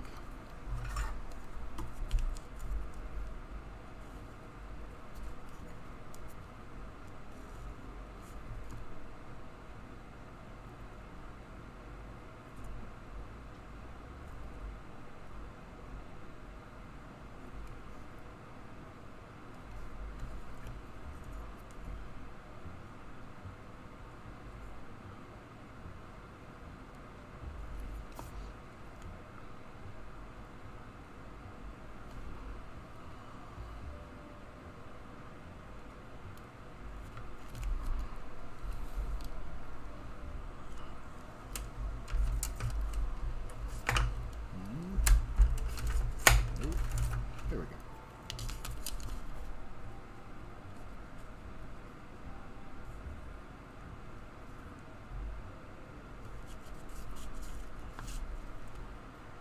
I bumped the can. Oh no, I bumped the lamp.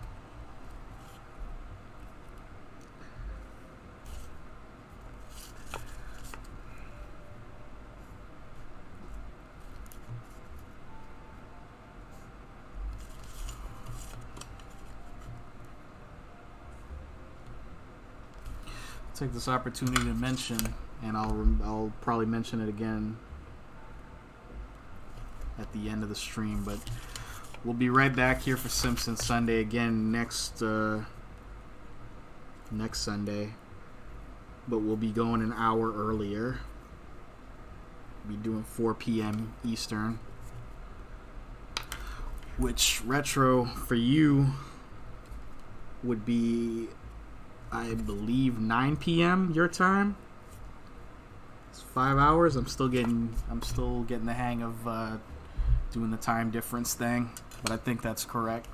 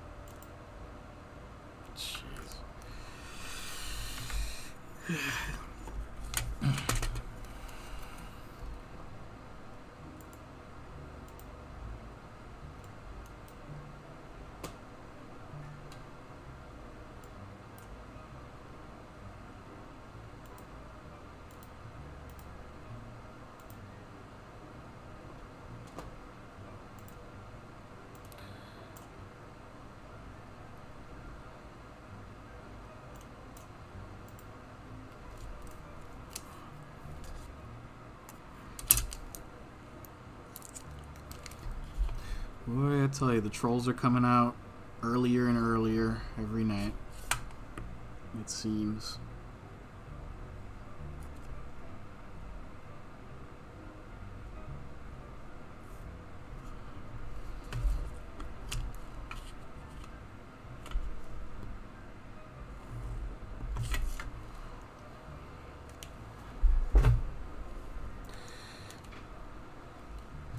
Don't worry, guys.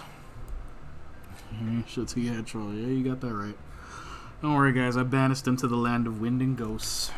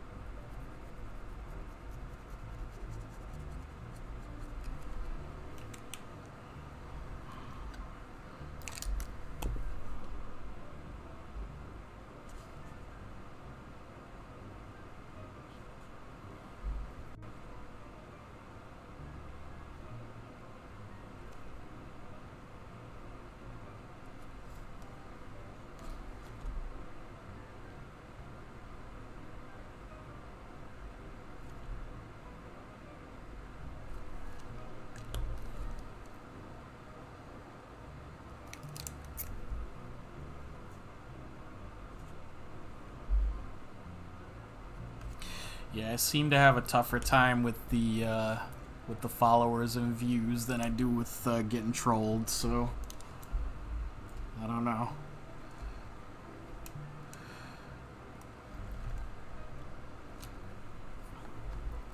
Yeah, Lindsay's actually from Canada, but she swears that she does not have a stereotypical Canadian accent. As far as I know, and I've heard her. I've heard Lindsay's voice before. I don't. Relax. I don't hear it. But I also wonder if it's maybe one of those things that comes out when you're. Well, then again, I've heard your voice when you're angry before too. So I don't know. If anything, you sound, yeah, Midwestern-ish. I guess that would, I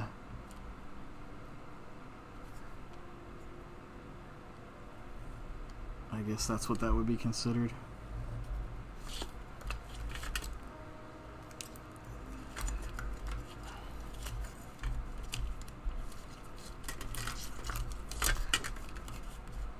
Oh, I've heard your voice plenty of other times when you're not angry.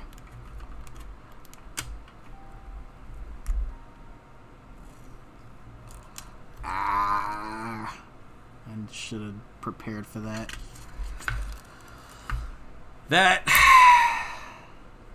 was because this part of my circle template is broken.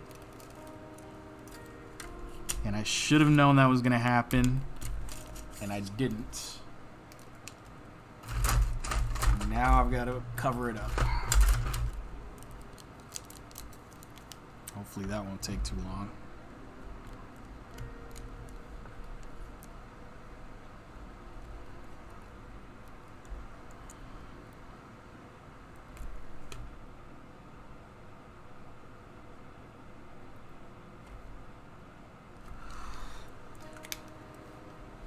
See, Lindsay just gets defensive because I make fun of her and and she swears she's never ever said the word a boot with 2 O's.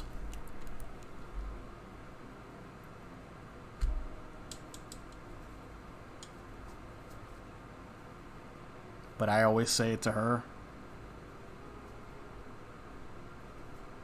every chance I get.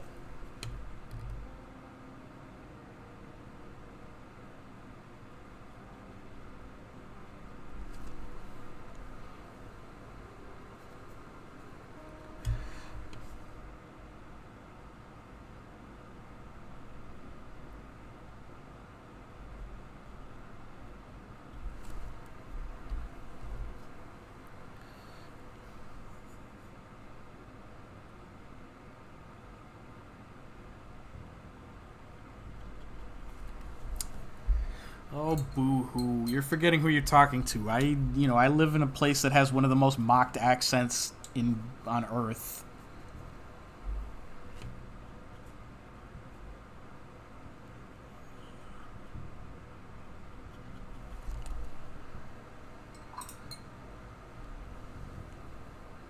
Oh, I've definitely heard it. I've definitely heard people say it that way. As a matter of fact, I've heard people from Alberta say it that way. So, I don't know. I don't know what to tell you. I don't know what to tell you. I'm not saying you do it. I'm just saying I've heard it. Just saying I've heard it before.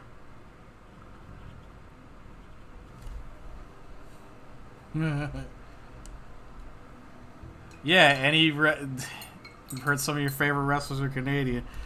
True or false, Retro? Bret Hart says a boot all the time. True or false?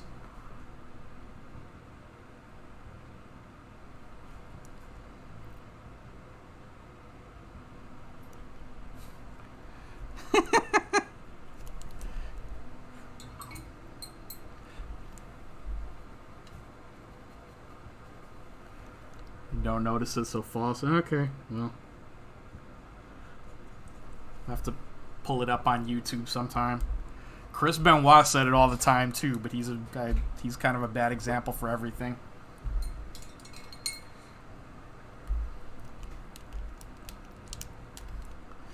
All right, don't rub it in, because I've got the Simpsons.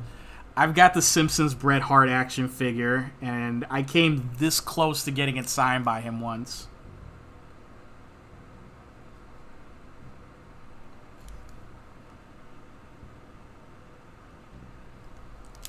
He was at New York Comic Con, but by the time I found out that he was signing, the signing was over.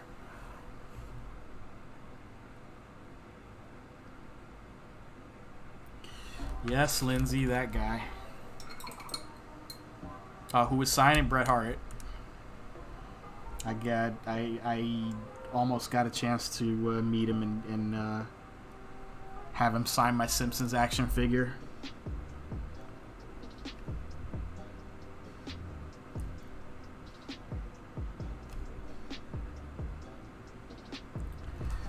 So, yeah, but you guys are driving distance from Calgary, all right? So, it's a little bit different when it's, over here.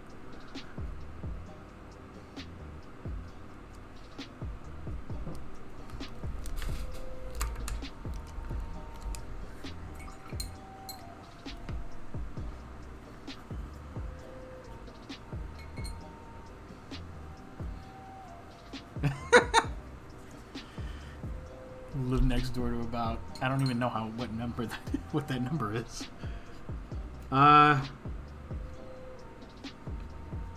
It's not that close. I don't know. All the famous people that I've ever met have just been at conventions. It's not like, by virtue of living in New York City that I've ever met anybody famous that I can remember. Like, I haven't met any famous people, like, on the street that I can remember. That's because I don't go anywhere cool. Yeah. You got me there. You do have me there.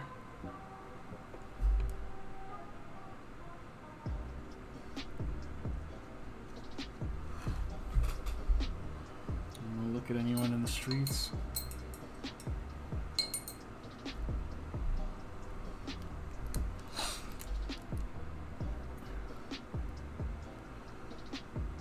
Yeah, give you one day in New York City where you're literally ogling everybody. You get into fist fights about 5 times in like an hour.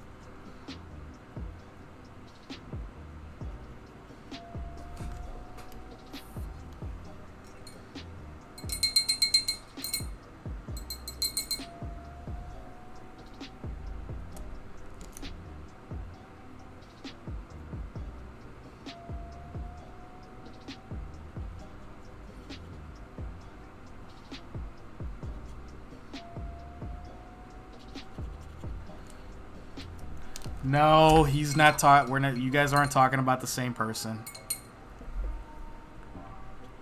You guys ain't talking about the same person. There's a wrestler in WWE with that name. Sorry to disappoint you.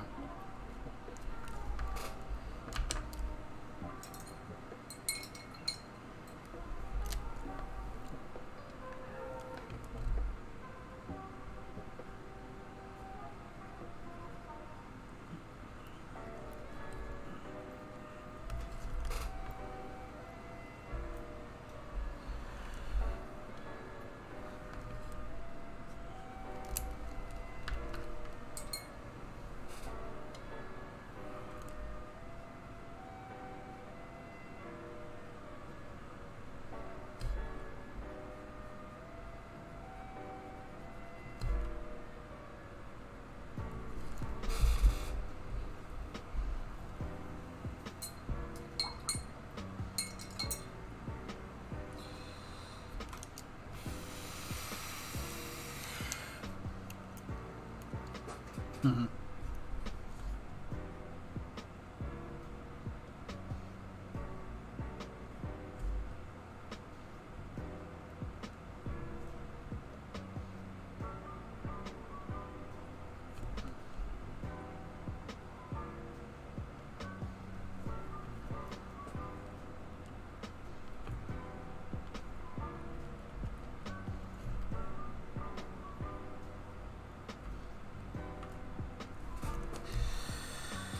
I'm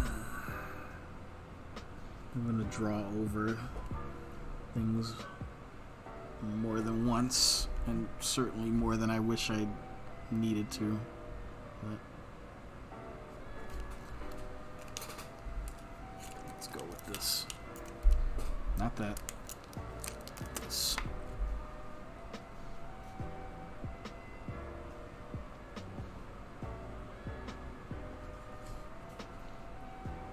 That's not too good.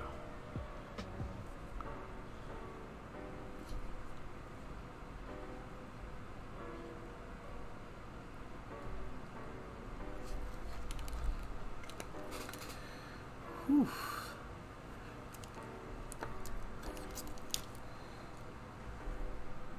I definitely gotta cover that up. That was embarrassing. That's embarrassing. Get out of here.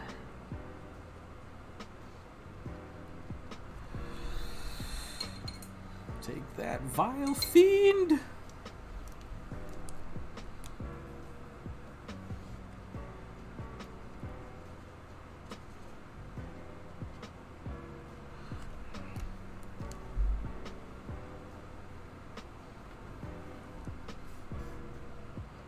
Ha, I made that joke later.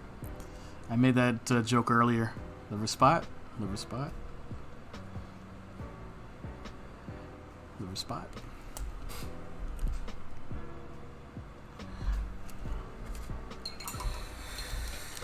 I'm going to marker in the rest and call it.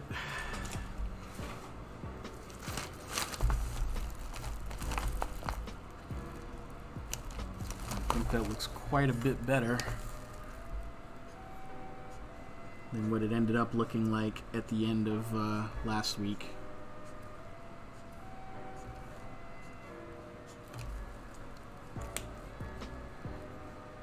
Big guitar shape ruler like the one I have with different shapes and angles and whatever. What do you mean, like a French curve like this? Something like this?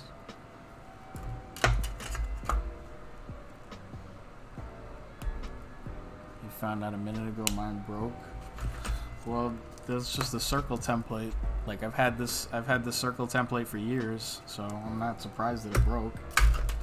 It actually lasted a lot longer than some other circle templates that I bought like last year. And those are already broken and kind of useless now.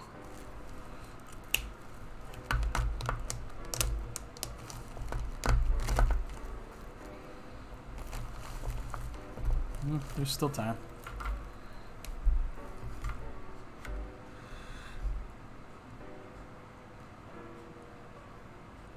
I will always have a use for art supplies as long as I'm still drawing. which means as long as I still have two hands.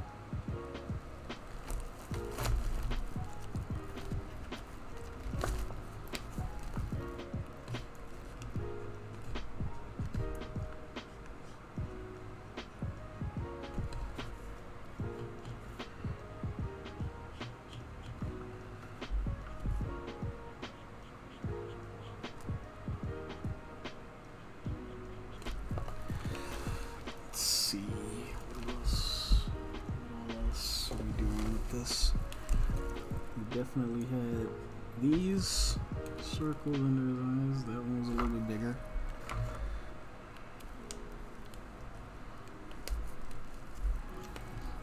Let's maybe make that even darker.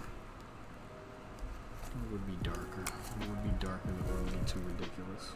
This.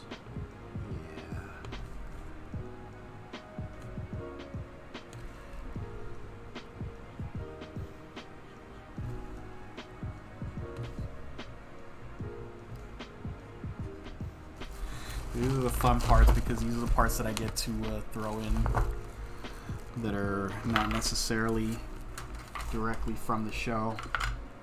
Yeah, just have.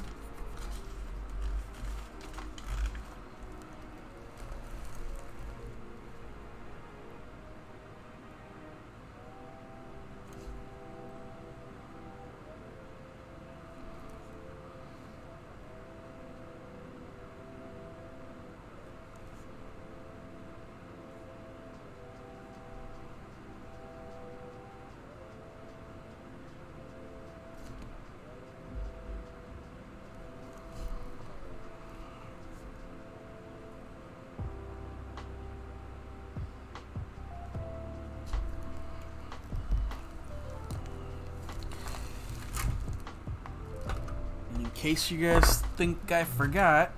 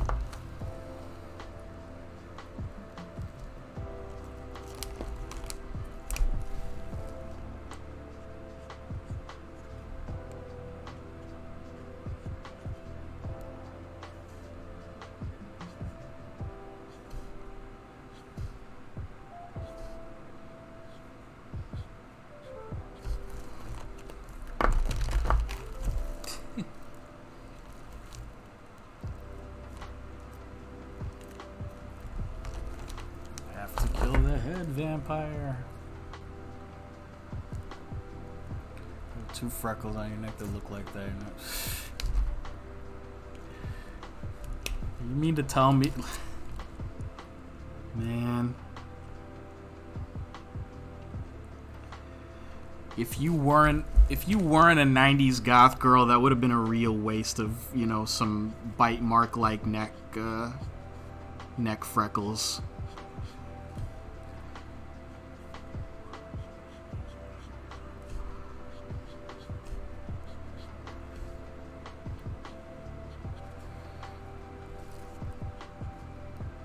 Would have been a total waste.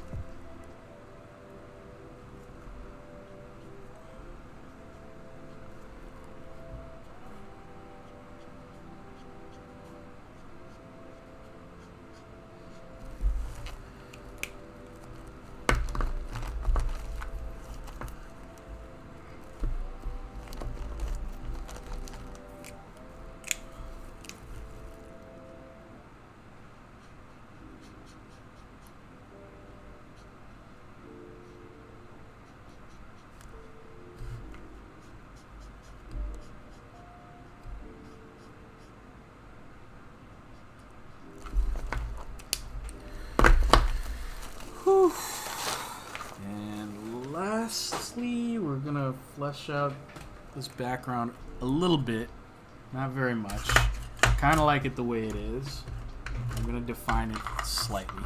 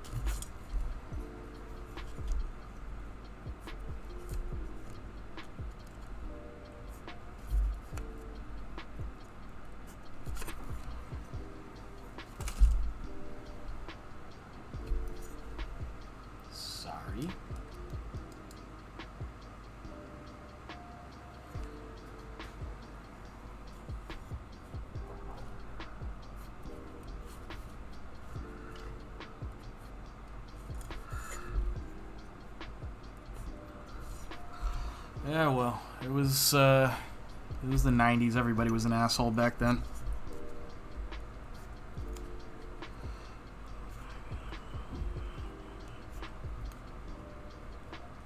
Not like now, of course.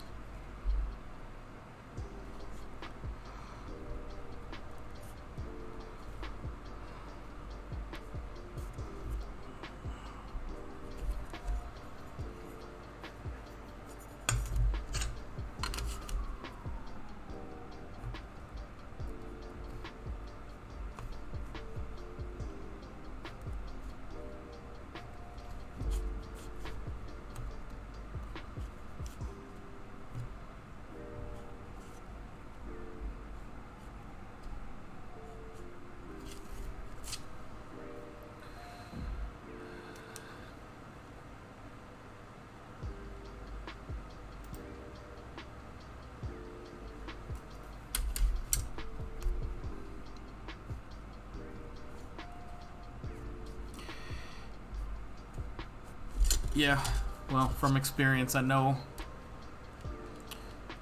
people will just,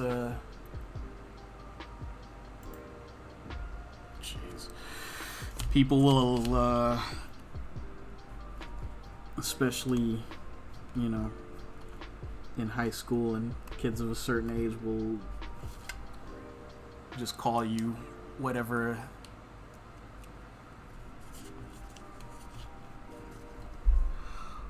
Will call you whatever they think will get a reaction out of you.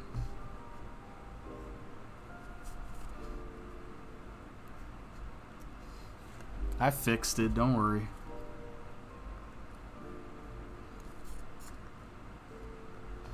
I have so few people. Yeah, I fixed it. Like I said, the chat sort of auto mods, and then I have to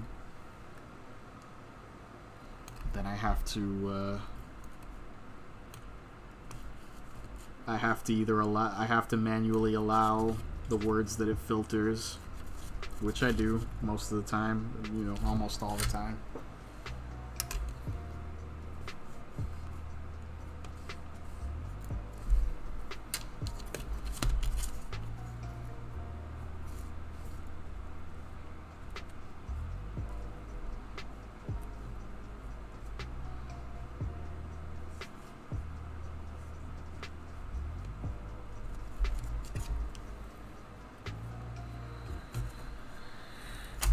Yeah, it appeared because I allowed I allowed it right away when it got filtered by the mod bot, whatever it may be. Don't worry about it. Continue. The thing is, there's such little actual conversation in this chat. There's so few people that come in here that actually talk. That takes ordinarily, all of these words that are filtered, I would have had a chance to allow them a long time ago. It's just, the conversation is sort of limited here most of the time. This is probably the most active I've seen the chat in a very long time, if ever. On my stream, anyway.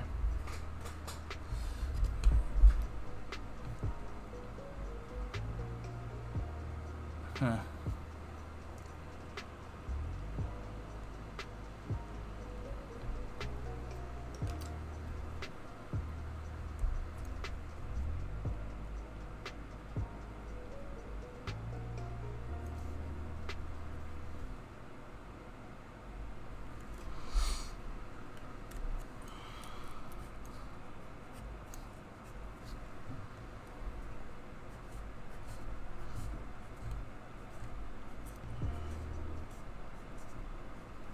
Time is it?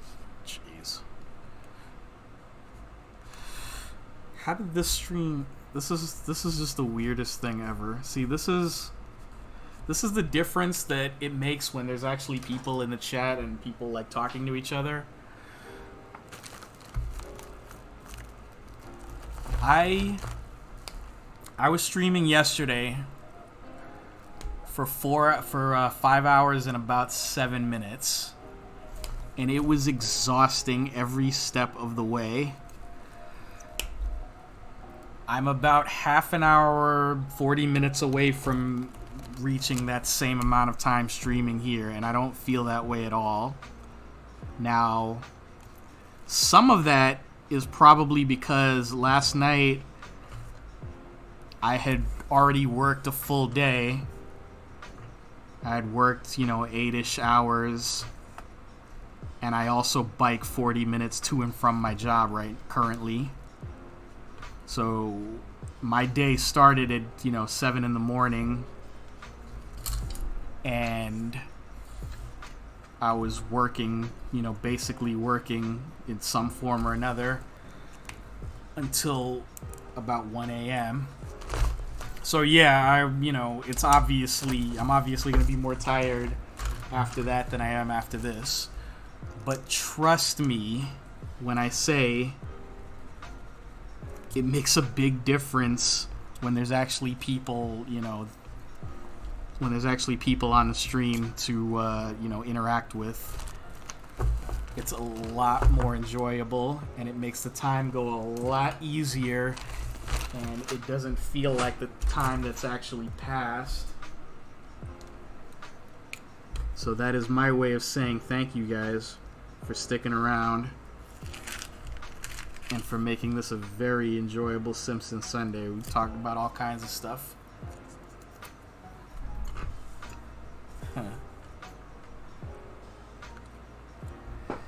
And this is the type of community that I want to build and that I want to keep, keep coming back.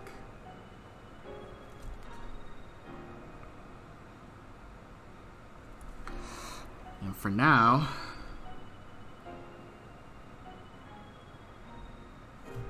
fix this up a little bit. Make this a little bit more prominent to make sure it's very obvious that this is foreground.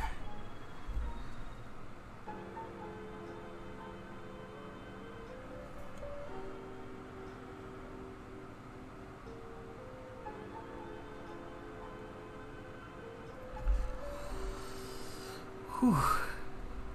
You catch more of my streams, but I never seem to see.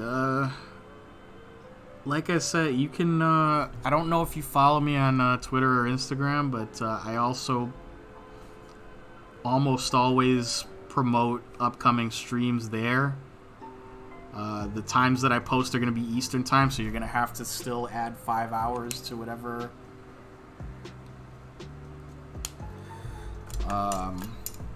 To whatever I post, but you can, if you do that, it's another way that you might know when I'm going live, when I'm about to.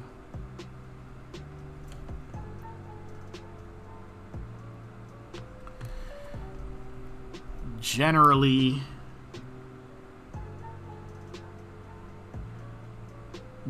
if I stream during the week, it's on Tuesday or Thursday. That's how it'll probably end up being for the foreseeable future. And then I stream, Sketchbook Saturday, of course. And then, Simpsons Sunday, normally every other Sunday, but like I said, like you're aware, this month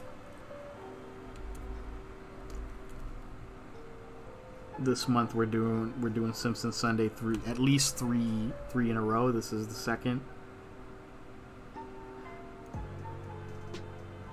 I'm still debating the possibility of doing a Sketchbook Saturday, like a Sketchbook Simpsons Saturday on Halloween. Halloween is on a Saturday this year.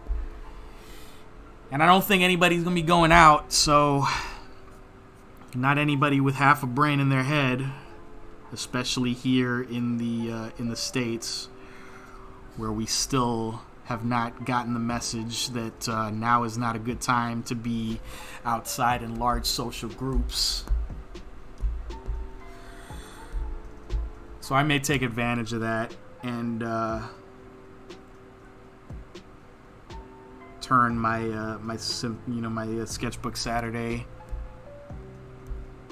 into a Sketchbook Simpsons Saturday. I have not decided yet. That is not a guarantee, but I'm thinking about it. For now, I think we've had a pretty good stream.